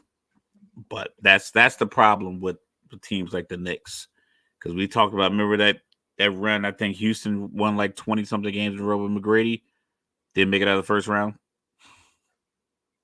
Staple of T-Mac's career. That's the thing is because you gotta win. In order to be a contender, you gotta be able to compete and win 4 NBA playoff rounds. He's always such a tough topic too because he did perform in the playoffs. It's not like he got to the playoffs and was shooting 30% or something like that. Like his teams just didn't win. It's just odd. Yeah, sometimes you just gotta, even when you're the guy that can drop 34, maybe you get 2 more guys involved that both get you 8, and you take 26. Yeah. So now instead of your final score being 104 because you dropped 34, you dropped 6 less, but you gave these other guys 16. Now you 114. You win the game 114-109 versus losing 109-104. That kind of thing. And that's what I think that's what happens in the playoffs. Good smart coaches figure out who can't do what, who can't do this, who can't guard, whose temperament is not right, who can't play on the road. So that's why, like, when a lot of these midseason trades, and when you have a team that you thought was going to be a contender starting out the year, and it's like, oh, they should make a move. It's like, if you don't have that guy in place that can carry whoever ends up on the team, that's a lot. The trade deadline runs through what? It's next week. Next week, then you got the All-Star game. So you got guys taking a bunch of time off, maybe 8 to 9 days off from basketball. So you get a guy that gets traded to a team, and if a guy's traded to OKC, SGA is going to be in the All-Star game. They don't get the link, they don't get the build, and now you come right out of that, and now you're playing games. You get a guy that, Toronto's, they're emptying their bench, trying to get rid of all their contracts, making those kind of moves. You got team like Utah. I didn't look at the score tonight, but they came into the season originally tanking. But maybe they feel like, you know what, maybe we can make a move because we can get to 7 out west and see what we could do. Well, why not? I mean, you got the Warriors sitting out there at 20-24 right now. You got the Lakers under 500. So and then if you're out east, you got Embiid with the meniscus, and I was gonna bring that up. He's out with the meniscus. They said he's gonna rest it up this weekend, but he's just gonna deal with it the rest of the season. Philly got fined $75,000 by the league, because from what I heard, it sounded like during shoot around, the trainers or whoever was watching him and was like, yo, he just don't look right. Like something's off. I heard a report from shout out to Kendrick Perkins. He paraphrasing, I think Brian Windhurst or Ramona Shelburne, that said that before the injury, Embiid couldn't jump without pain. So then he gets injured in the game, and I saw 2 times where he fell. It's tough, man. Like, it's just I can't imagine it. Especially to be as big as he is. I saw something preseason. I think it was preseason game. He flops a lot. Chet Holmgren. There's guys or like trainers out there that are teaching these guys how to fall because they're so big. Instead of them trying to keep themselves up and potentially hurting their feet, that they just tell them just to fall. Yeah. And don't. Well, we talked about that last year. Like, that's the strangest thing I've ever heard. Well, I rarely fall on the basketball court. Granted, I'm 5'9" at best on a good day, 5'10" in whatever basketball shoes I'm wearing. So I'm not moving nearly as fast. I rarely fall. But Embiid, it was a lot. Like, we were talking about that in the playoffs, and I was texting like, yo, this dude's on the floor. Yeah, that's what I was about to say when they were playing Brooklyn. Yeah, he just was constantly on the floor. Like, it's not even calling for fouls. It's just that when the guys are that big, I think there's trainers telling them, don't try to stop all of this weight and momentum with your feet. Just fall to the floor, slide on your butt. Yeah, Philly's up 82-81 with 4:30 left.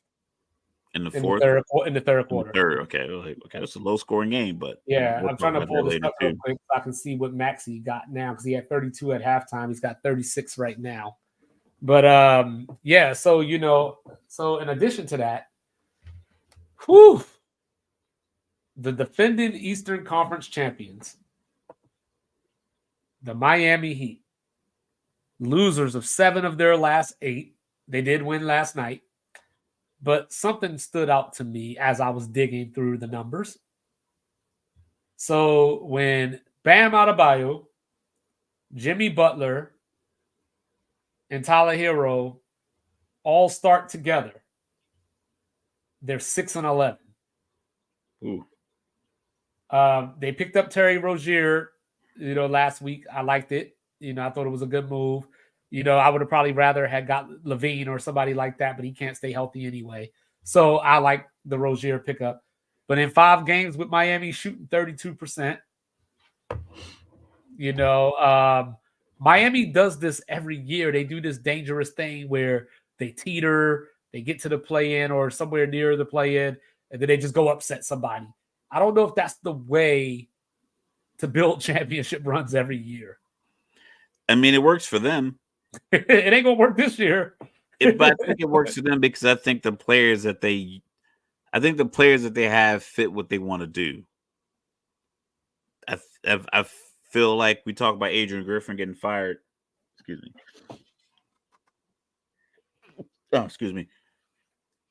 They had a room full of players, but they had a coach that they couldn't marry the construct of what they want to get done. I think Miami fully believes in what they could do. Is like the Chiefs right now in the NFL. Like I said, I picked against them 3 weeks in a row. But they knew, like, all we got to do is this. And then when they got that 17-7 lead on Baltimore, they're like, oh, I don't need to throw this post route. We just going to play field position. Right. Miami's like, we don't need to shoot 45 threes this game. I'm going to just run this team off the line because they only want to shoot threes.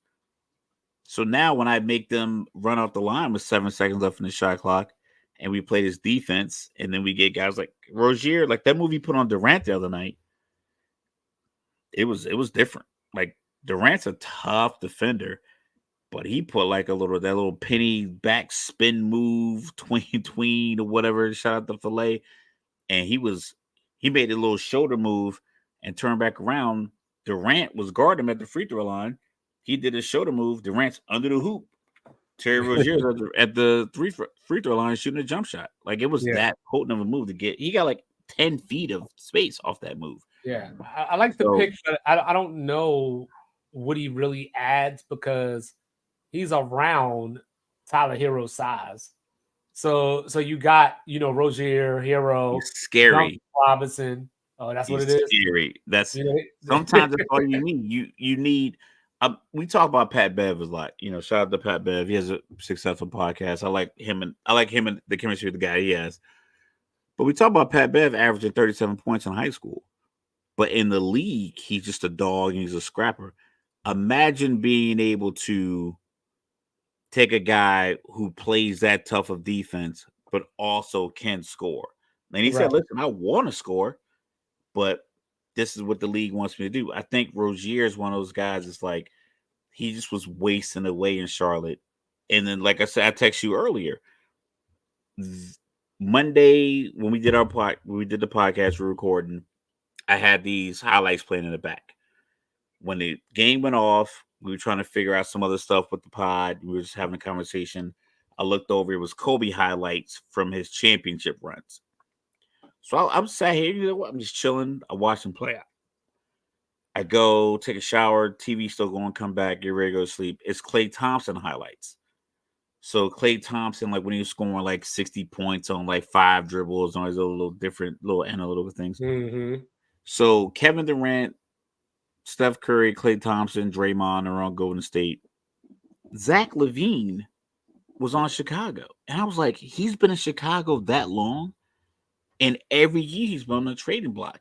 And every year nothing happens. It's very similar to what was going on with Terry Rozier. It's like he signed that contract to get we got the Charlotte, signed a contract under Jordan. And it was like, this dude's just wasting away here. I think getting that new life, that new lease on life down in Miami. Most professional athletes, for some reason, love Miami. I hear great things about it. Oh, I love it. So it just might be a situation where, like, just getting the guy in a different place, and then getting him with Spo, because you're not gonna be the guy that comes into that kind of a culture and lacks. Mm-hmm. Because it'll be obvious. It'll stand out, and even people who don't know much about the Miami Heat will be like, Terry Rozier isn't really embodying what, this Heat culture. We don't even know what it really is. People just know those 2 words. So it looks like the Rockets are looking for a trade to trade away Jalen Green. So number 2 pick in the draft gone awry, I guess. Word on the street is they want Mikal Bridges, and are willing to give up. Brooklyn, I'm not doing that.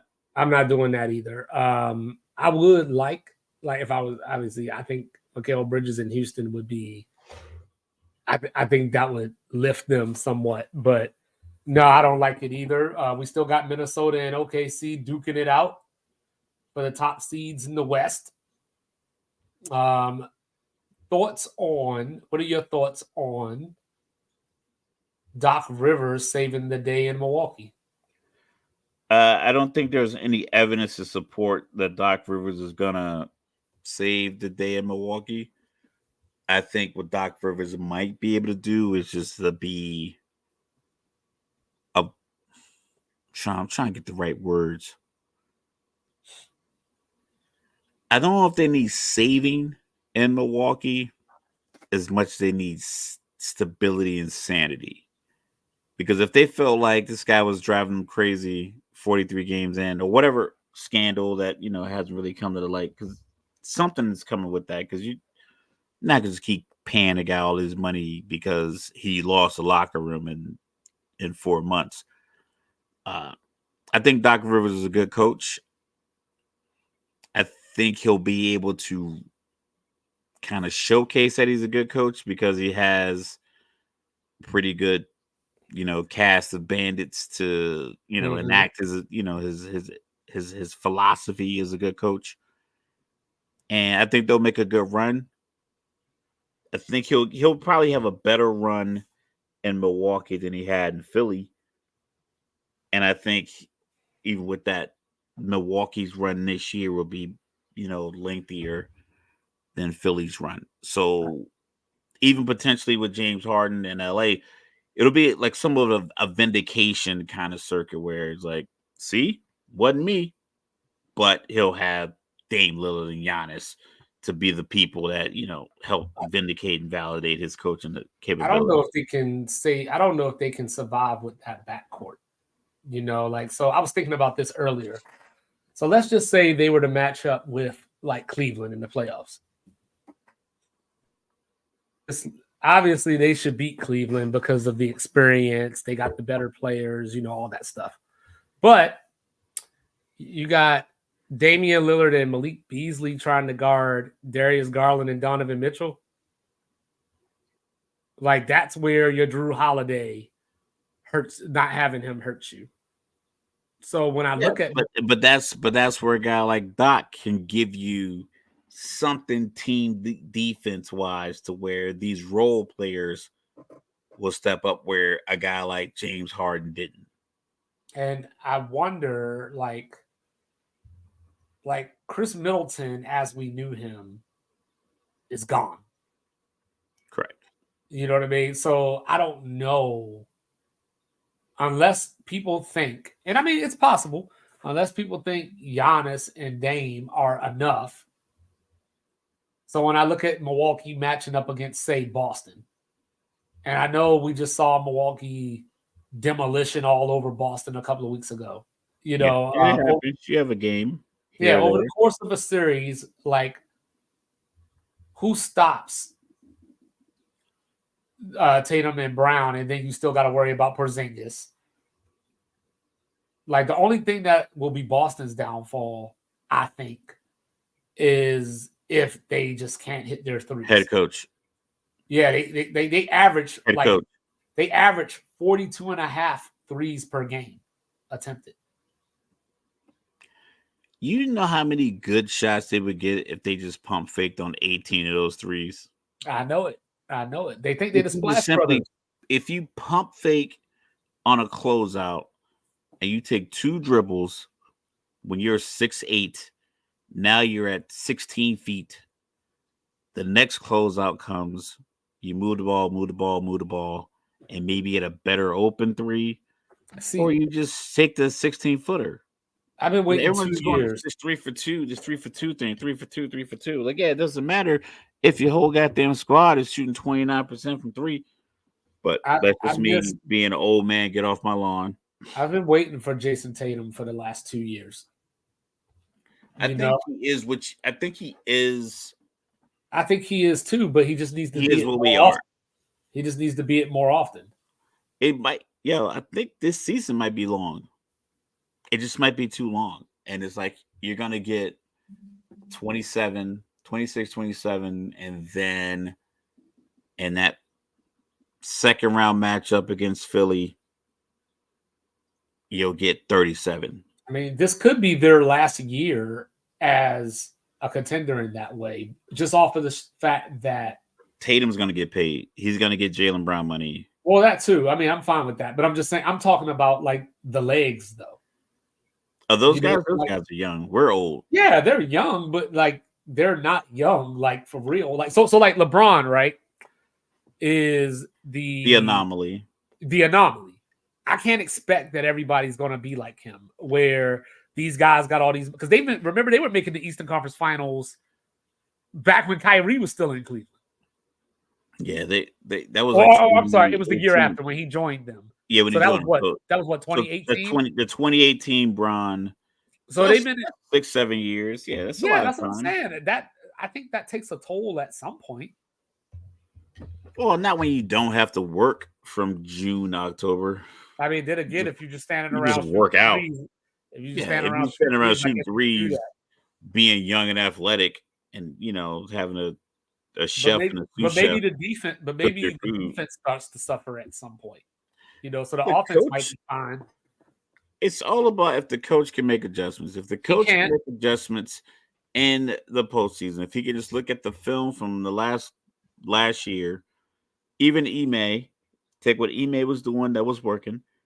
Just Steph Curry just had a lights out game. What was it? Game 5? 5? Yeah, one of them. Yeah, because what's the Bulls' name? They won in 6. Golden State won in 6, right? Yeah, so it was game 4 then. Game 4, because they were down 2-1, so he had the 40-plus points. Like, other than that, they played a pretty good series against Golden State. This experience kind of overwhelmed them. What he was doing last year was inefficient. So if he just looks at that and just doesn't make those same mistakes, like if you have a 16-point lead and the other team goes on a run and it gets cut to 7, just call a timeout. Yeah. Just call a timeout. Get the crowd out of it. Or if you're at home, call a timeout, settle down, drop a good play to get a layup or a dunk, get the team back into it. Now you're back up 9, your team's into it, your audience is into it. Don't let it run down to where you're down 3 when you're up 15 in 4.5 minutes. Yeah, I'm no genius. I just look like one. So you had an interesting question that I wanted to talk about. Let's hear it. No, you asked the question. It's your question. I forgot because I asked so many interesting questions. Oh, come on. Okay. I just forgot which one it was. So the question was, will there be a 100-point individual game, Wilt Chamberlain style, or will a team get the 200 first? So since you brought it up, I'll give you the honors of answering it first. I didn't generate this question. It was something I saw Kevin Garnett, Paul Pierce doing their podcast together. I love the chemistry. Kevin Garnett cusses his friends out a lot, which I think is hilarious. So he walked into their studio, like behind the scenes as they're setting up. And this was after Embiid has scored 70. So the night that Embiid scored 70, Cat dropped 62. KG was like, man, this dude had 70 points in 37 minutes. He's like, that's crazy. He's like, and then he was like, yo, P, you think what do you think will happen first? A 200-point game or a 100-point score? Now, that's a tough question. It's tough. It's tough, but the only thing that doesn't the 200-point game for me just seems likely because you can just keep playing overtimes and then fresh bodies will get points. Whereas even in multiple overtimes, a guy getting 100. But the fact that we saw, like off the top of my head that I can think of, Luka just dropped 73. Mm-hmm. And B 70. Cat was 62. After Cat scored 60, I believe, he probably had 7 or 8 more shots. Some of them were bad shots. But if he could have gotten some good shots and the coach was taking them out, like offense, defense subs too, like the last few minutes. But if they could have just, they say they feed a guy when he gets hot. Right. Like I said, the Clay highlights where he dropped 60. Devin Booker with 70. Dame had 70.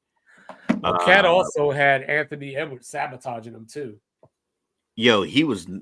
Anthony Edwards out there playing like he had 62 points in that fourth quarter. I know I was watching some podcasts and they said it looked like they were feeding him. And we were recording. I was watching. I was like, I was thinking myself, is like, why aren't they working to get him open looks the way that Steph was working to get Klay Thompson open looks in that 37-point quarter he had in a couple of those 60-point games where he was like 60 points and 11 dribbles and, little things like that. James Harden with a 60-point triple-double. Obviously, Kobe with the 81. So I'm looking at regulation. Right. Because we had the 176, 175 game. I think it was Sacramento, LA last year. Yeah. But that was like triple overtime, maybe quadruple overtime. It was, triple. No, it was double overtime. Okay, double overtime. Yeah. So I'm going to say the 100-point score based off the fact that Cat had 44 at halftime. So that gives him an additional 24 minutes. Granted, 56 is a lot, but he wasn't perfect from the floor in the first half. So, see, I think that's Kobe scored 55 in the second half to get his 81. Right. So 26. And he also scored. And he scored 60 plus against Dallas, Kobe being the I'm talking about, and sat the fourth quarter. I'm looking up something right now because there's something I wanted to say. Because I thought I was going to say the 100-point game. Okay. Mostly because of all the 3-point shooting that's going on, So, like, what I thought about, though, is that if somebody would do the 200-point game, it would have probably been the Warriors. With the threes, like Steph don't shoot it that well, though. They just shoot it. They just shoot a lot and overwhelm you. They shot it. It was part of their offense to shoot. Right. But I'm trying to find this real quick. But yeah, so I was thinking about the Warriors because I was like between Clay and Steph. You know what I mean? Like they're both have games where they've hit 12 threes or so. Correct. So theoretically, if both of them hit 12 threes, that's 72 points right there. You know what I mean? So like you're kind of there. But this is what I want. Here it is. I found it now. So when Embiid had his 70 points, he went 24 of 20 or of 41. But the part that I wanted to focus on was he only took 2 threes. You know what I'm saying? Because he's a big man. But he had 20, about how many free throws? 20. He had 23 and he hit 21 of them. And it just so happens that he is a big man that can shoot free throws. Right, which is not normally a thing. So it would have to be somebody like him, maybe Anthony Davis, but I don't think Anthony Davis has the drive to do something like that. Anthony Davis would have Anthony Davis would have to give you because I don't know. I can't see Anthony Davis giving you 6 or 7 threes. Cat, when he had his 62, he took 15 threes and hit 10, but he only went to the free throw line. Yeah, but he was like 8 for his first 9 in the first half. And he went to the free throw line 14 times and hit 10. But this is what changed my mind. About the 200-point game being a possibility or the 100 point? Yeah. And it's not the Kings and Clippers that you brought up. The year was 1983. Young 2-5, young Mr. Logical were 2-year-olds. True. And the Detroit Pistons played the Denver Nuggets in a game, went to triple overtime. Pistons won that game 186-184. What stood out to me about that game is that, well, not that game per se, but that season, Detroit for the season had 8 players that didn't even hit a 3-pointer that season. You know what I mean? Like Crazy. they play 82 games now. On the season, that Detroit Pistons team shot 141 threes for the season.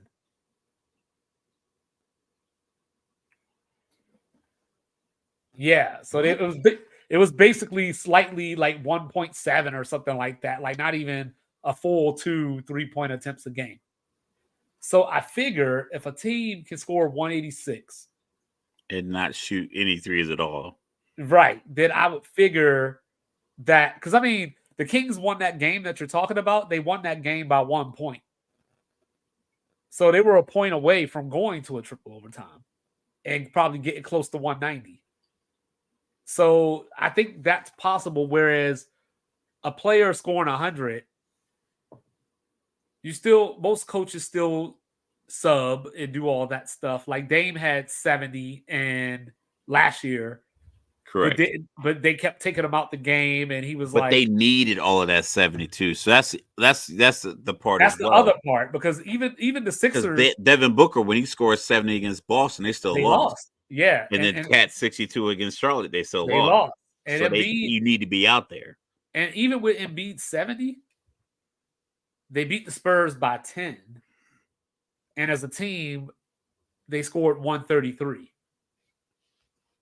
So when I go back and look at it, I just think real quick. I think the amount of shots that it would take for one person to get to 100 is going to be the problem. And because I mean, everything has to fall into place. You probably need at least 20 free throws. You probably need somewhere between 8 and 10 threes. So that's 50 points right there. 10 threes, 20 free throws. That's 50 points. And then you still need another 50 just that are 2-pointers. So what you would need, so if we looked around the league right now,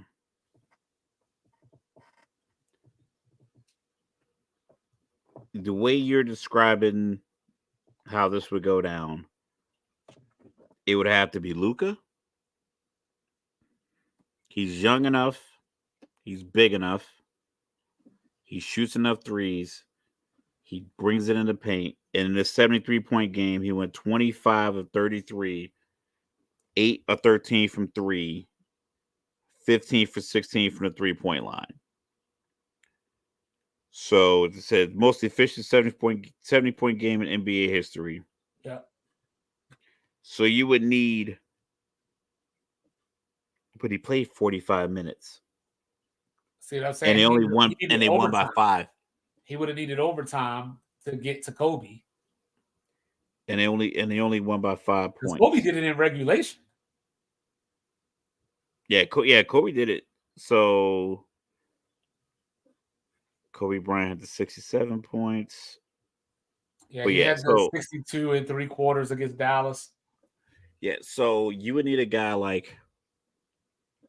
that has the ball in his hand a lot, because Clay at the 60 points off the 11 dribbles is that he hit 12 threes. Who I could have saw doing it was Harden. If he just got hot from 3 one night. Back when he was in Houston, I could have saw Houston Harden doing it. 100? I know I said he had like 60-point triple doubles and all that kind of stuff. Yeah, even Luka was pretty close to a triple double. Westbrook doesn't shoot well enough to do it, but like he shoots enough to do it. He just doesn't hit. He shoots a lot. You would have thought Iverson would have been in a position to do it, but in the same sense, you need a guy that could take a guy that could just take it to the cup and just get knocked down a few times.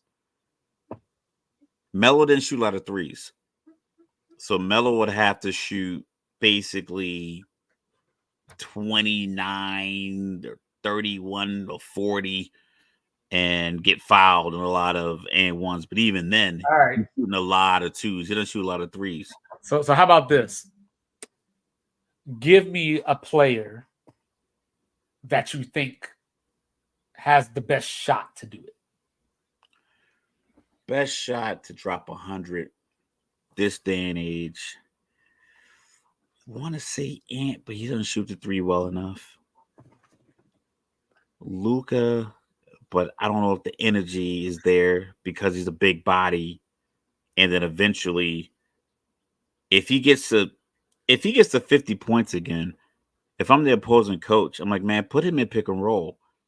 Like, make him exhaust himself, because if the rim looks like the fucking side of the ocean, and I think he's gonna keep shooting. So, like, we got to do something. I think Kyrie, because I think Kyrie goes down in the trenches a lot. And he can get his own. He can create his own bucket. I just don't know if he could do it with Luka on the floor, though. If that depends on how it starts out. He comes out 19 points in the first quarter, and it's like he's 7 for 9 with some free throws, and it's like, okay, this might be his night. And then he come out in the second quarter and he gets you 20 to 24 points, something like that. So someone would have to go into the locker room with nearly 40 points on. I think Chet got to do 80%. I think Chet got to do it. Too small, he'll exhaust himself defensively. Because Wemby doesn't shoot well enough right now to do it. I think it'd have to be a meaty guy, like a guy who could take a pounding in order to do it, because you'll get tired. You'll get tired shooting jump shots. I said pause. I think Chet, like I said, if Chet's playing, I mean, I'm not saying this year. Just in general, like they're playing the Lakers this year, next year. AD and Chet's guarding AD. Yeah, he could probably cook AD just off the youth and athleticism and the shot range. Jokic could do it. Like, he doesn't shoot well enough from 3, but he can. Like, Kevin Durant. I think Kevin Durant is probably the prime guy, because whoever Kevin guards, he might be too old now. Not really. I don't think so, because whoever Kevin guards is going to be exhausted from guarding him, and you rarely put your best scorer on KD. Whereas these big men, Embiid, Jokic, Chet, Wemby, AD, what's the boy name of Portland? Aiden. Whoa. You know what that was? You know what that sound was? That was the NBA's wet dream. What we got? The Lakers and Knicks tomorrow night on ESPN. Oh yeah, I have a friend going to that game. Yeah, that's a wet dream right there. But I don't know. Like, that's the thing. So, like, I think of all the guys, Luka, because I think he can withstand the physicality on the defensive end while maintaining his offensive scoring. And I think KD is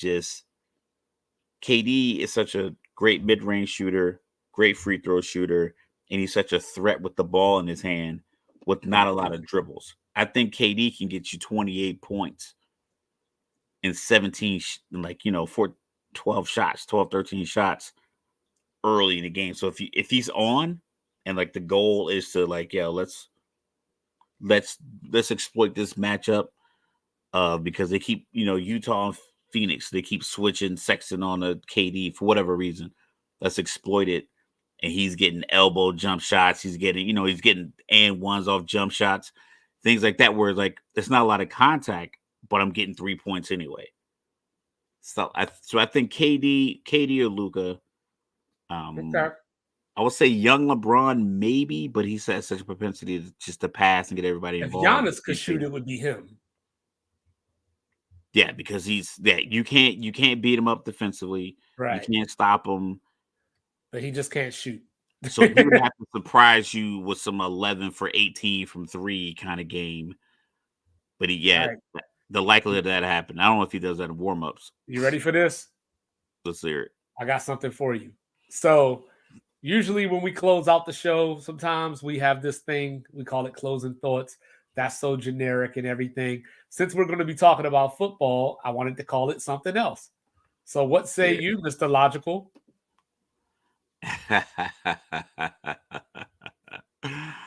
I heard something the other day that I thought was kind of interesting. Well, I've read something today, and kind of it was like a bridge from what I heard the other day. Marlon Humphrey posted on Twitter about Bill Belichick not getting one of the all-season head coaching positions, so the whole greatest coach ever should be put to rest. But We've been talking to Dallas Mike. I heard something, I think it might have been first things, it might have been Cowherd and Nick Wright. But what they said was like, if you think about this season, this all season, the only real job that enticed a coach that wasn't planning on leaving their current position and joining them was the LA Chargers job because of Justin Herbert. Next year, potentially, if the seasons fall flat, I know we haven't even got to the Super Bowl yet, but the seasons fall flat for some of these other teams.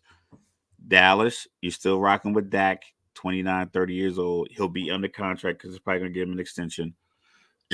If Philly falters, you still got Jalen Hurts. That's probably a good Buffalo. job. Buffalo, that's going to be a good job.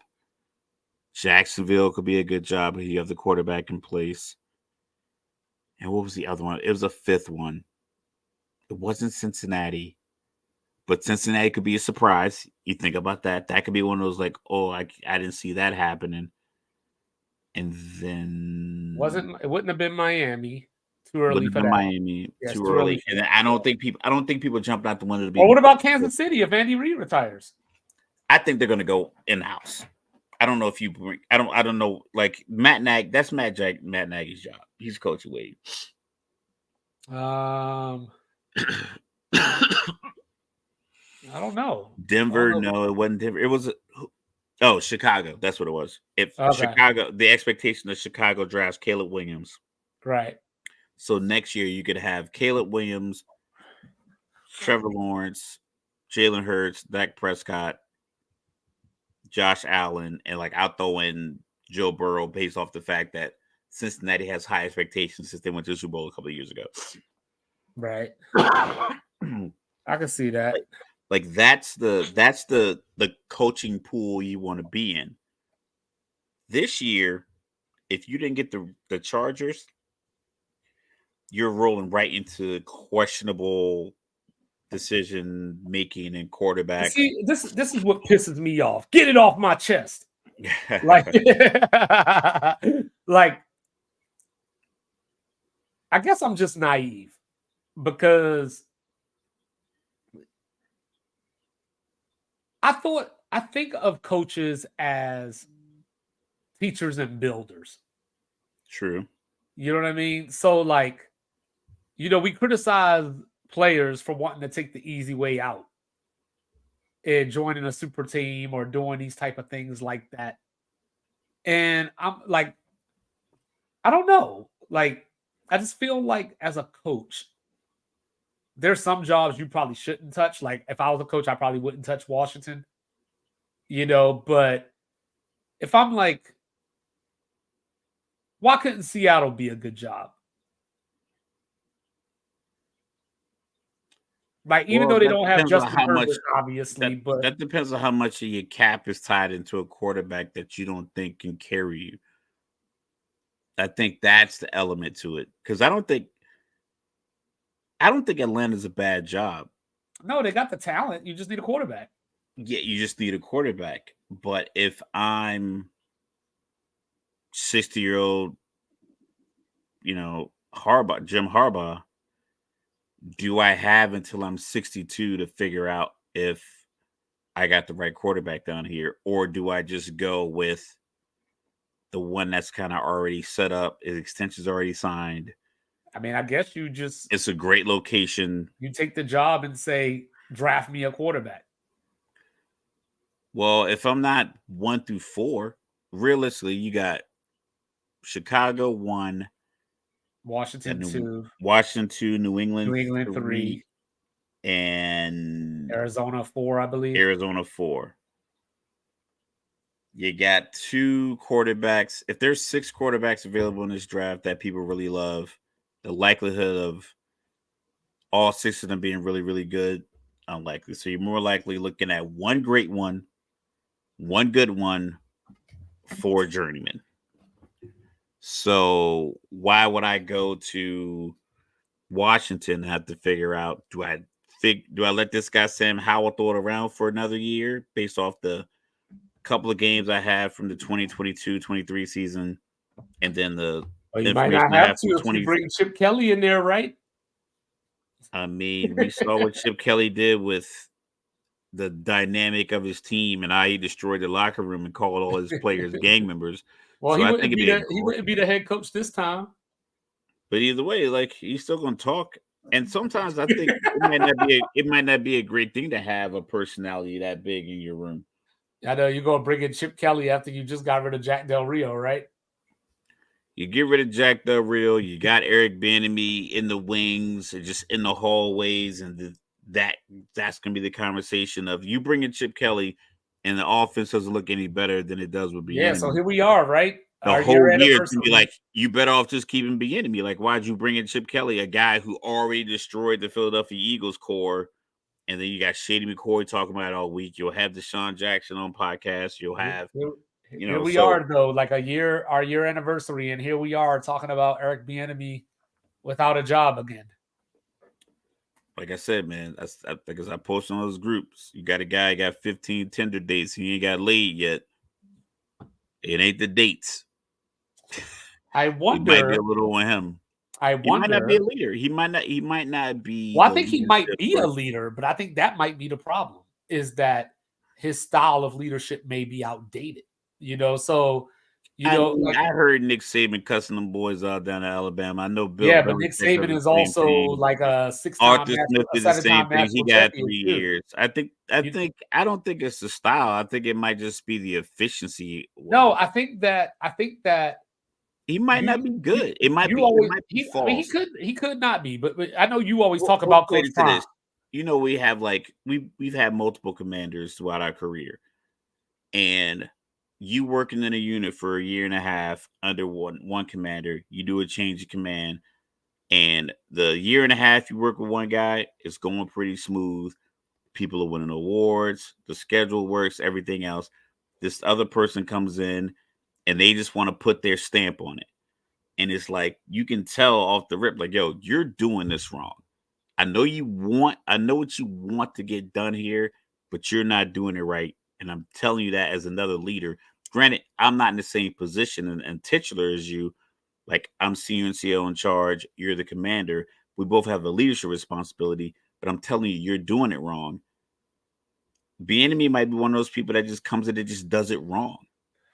No, I think I remember you was telling me a quote or so that Coach Prime had about how he ain't trying to go to the NFL and coach dudes that make more money than him or whatever. And part of that is they ain't going to put up with him talking to them the way he talked to everybody else. That's not part of it. It might be a situation I think that's where part of it. If you're making $12 million a year, like, okay, you're a linebacker, you're making $12 million a year. I got an undrafted free agent out of Fresno State, and he's beating you out in practice, and we're 3 games into the year, and it's like, this dude's outworking you. He's making $895,000 a year. You making $12 million, and he's saying, well, you're only making $4 million. That's a real conversation. It's like, yeah, he can probably talk to me any kind of way he wants because he's the head coach. And granted, you got to do that tactfully. You got to make sure you balance it out. But when it boils down to it, it's like, you might not be able to get through to some of these guys if they feel like solely like, I don't have to listen to you because I make more money than you. Well, I think that even with the NIL deal, some of these guys will be getting some of that money. Well, I think that Bieniemy just because like I always reference the training camp comments about him being harsh and all that kind of stuff like that. So I think like he just hasn't matured might be the right word. Like as far as It's there was a not. It's not even like we don't need flowery language. He no, might no, I'm not just be trying to good think. at No, I'm it. just trying to think of how to, because like back when we were, He coming might up or suck at whatever, being a. there He was a might certain suck way at being that a you leader did of men. things, but then there was a point where Katie that McCoy said it. He changed, was and like the that way he wasn't the way talks to to do it you. anymore. No, You know he's what I just mean? the So way I he think that talks he's to still you. stuck in that old school way of thinking. But even old school, it's still equated to like I respect you. Shady McCoy said it. He was like the way he talks, like the way he talks to you. And It's but like not I a said, matter. that's only because he That's doesn't never have been the the move, though. that has been the move. That's what NFL coaches were for our whole childhood. You know what I'm saying? Never has. But what I'm saying is that the world has changed. The players have changed. You know, so like If it Eric, was a Eric bunch, Bieniemy doesn't have the if it was a success. bunch of successful offensive coordinators that weren't getting hired, if it was a bunch of people in his particular position where he was the offensive coordinator or defensive coordinator of a team that was going to championship rounds every single year, multiple years, back to back to back. If it was a bunch of guys, like if the Lions defensive and offensive coordinator couldn't didn't get hired, if the Shanahan didn't get hired in San Francisco, if it was a bunch of guys not getting hired from these high profile positions, then I would give you a little credence to that. But the fact that he's one of the only ones that's not getting hired, it's not the day and age, it's him. What we got? Tyrese Maxey, the first player in NBA history to hit 7 threes, 7 twos, and 7 free throws in a game. What is ESPN doing? No, that's TNT. But no, I think that no, but I get what you're saying. But I think that the difference is that most of these offensive coordinators are the other offensive coordinators. Most of them are young dudes too. You know what I mean? Eric Arthur Smith Bieniemy, is old. Arthur er, Smith er, is like our age. who? Arthur Smith's got a job. He's our age. Yeah, Arthur Smith's a good old boy. I mean, his dad does own FedEx, so like, Yeah, he's a good old boy. You know what I get mean? free shipping. But no, but like when you're thinking about somebody like McVay when he was an offensive coordinator and Slowick and Yeah, Matt LaFleur, a lot of dudes these like guys that. are getting hired younger, and Yeah, and I'll they're give you looking that. for the high. So maybe that's a part of it. Maybe Eric Bieniemy But he's aged been in the himself out to interview for something. years. He's been Yeah, in I the think he's interview up for a to like 19 long or 20 time. interviews now. You Yeah, know what I mean? so So like I there's said, definitely elements of Raheem Morris, a coach that it's not even like you could say, oh, because he's black, they won't hire him. It's gotta be him. It has to. Somebody has to come out and say, "Yo, he just doesn't seem smart." He does, like when we ask him questions that aren't related to X's and O's, he does not seem like a bright person. Because some people can just know. Like I knew a guy, this guy was from Florida. He was a jet engine mechanic. He could work the shit out of a jet engine. But he was an idiot when it came to like accounting for tools and accounting for the process post doing the work. He can hear an engine fire up and be like, "Oh, we got to go change this, or we got to change that, or we got to do this." Blah blah blah blah. He could do all the stuff in the engine. He could get everything set all up. He wouldn't know how to pull up the TO, how to write it up in the forms, how to do anything else other than I know how to fix this engine. I know how this thing works. I get my hands in here. I can fix it. And if you stopped him halfway through and asked him what page of the TO he was on, he wouldn't know. He was good. He could get the engine to work. He can get the APU to work. He can fix the that could be leaks. something, He but can that's do what you got all that coordinators stuff. for. But when you sit him down in the office and ask him, why were you not on this page of the TO when you were on this step in the maintenance process, he would not have an answer.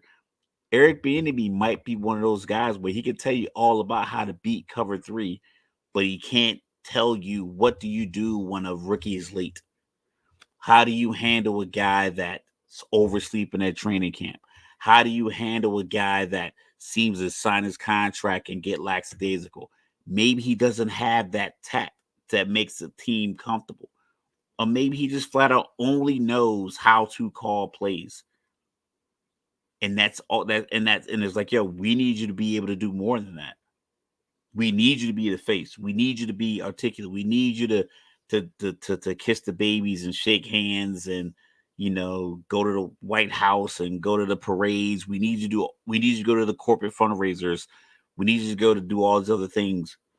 I mean, so like that's part of it, because we're having this conversation. At first, it was a race thing. It's a lot of black coaches that got hired. A lot of them are successful. Raheem got a second chance. Todd Bowles got a second chance.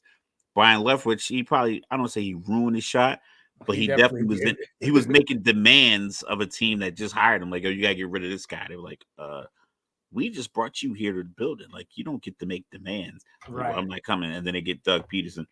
But I'm pretty sure he'll get a shot. So he just, like, I know, you know, I don't know how much they hold his past against him, but I just think just trying to play devil's advocate. Maybe it's not in the cards for him to be a head coach. Thinking. Yeah, I think that's where we are. You know, it's over, unfortunately. But, you know, I mean, maybe one day we'll hear about it in a book or something. You know what I'm saying? Somebody better get on Twitter. Like, that's stuff I want to see on Twitter. I want to hear that in the podcast. I don't want to hear all this other stuff that I've been hearing. Twitter fingers. Yeah. Yeah, I want someone who's, you know, because he probably interviewed for a Tampa Bay job when it was open. He probably interviewed for the, you know, just, I mean, hell, he interviewed for the place he was at. The league. Yeah, he interviewed for half the league. He interviewed for Washington job. He probably interviewed for Atlanta one time. Yeah, a couple of years back, and then they went out and won a Super Bowl. And but granted, you know, a lot of these jobs are still filled. I think he probably interviewed for the Los Angeles job. Yeah, you know, so there's probably a lot of jobs you interview for. It short of they just don't like him. It has to be something either on a personal sense or just a view that, you know, I don't know if this guy is New England material or Atlanta material, whatever the case may be. So, for sure. But on that note, ladies and gentlemen, he is world famous, even killed, New Jerusalem's own, VA bred, put on your neck, Air Force vet, dedicated father, sports extraordinaire, Mr. Logical. We in the building. I am the accountability holding. Ooh.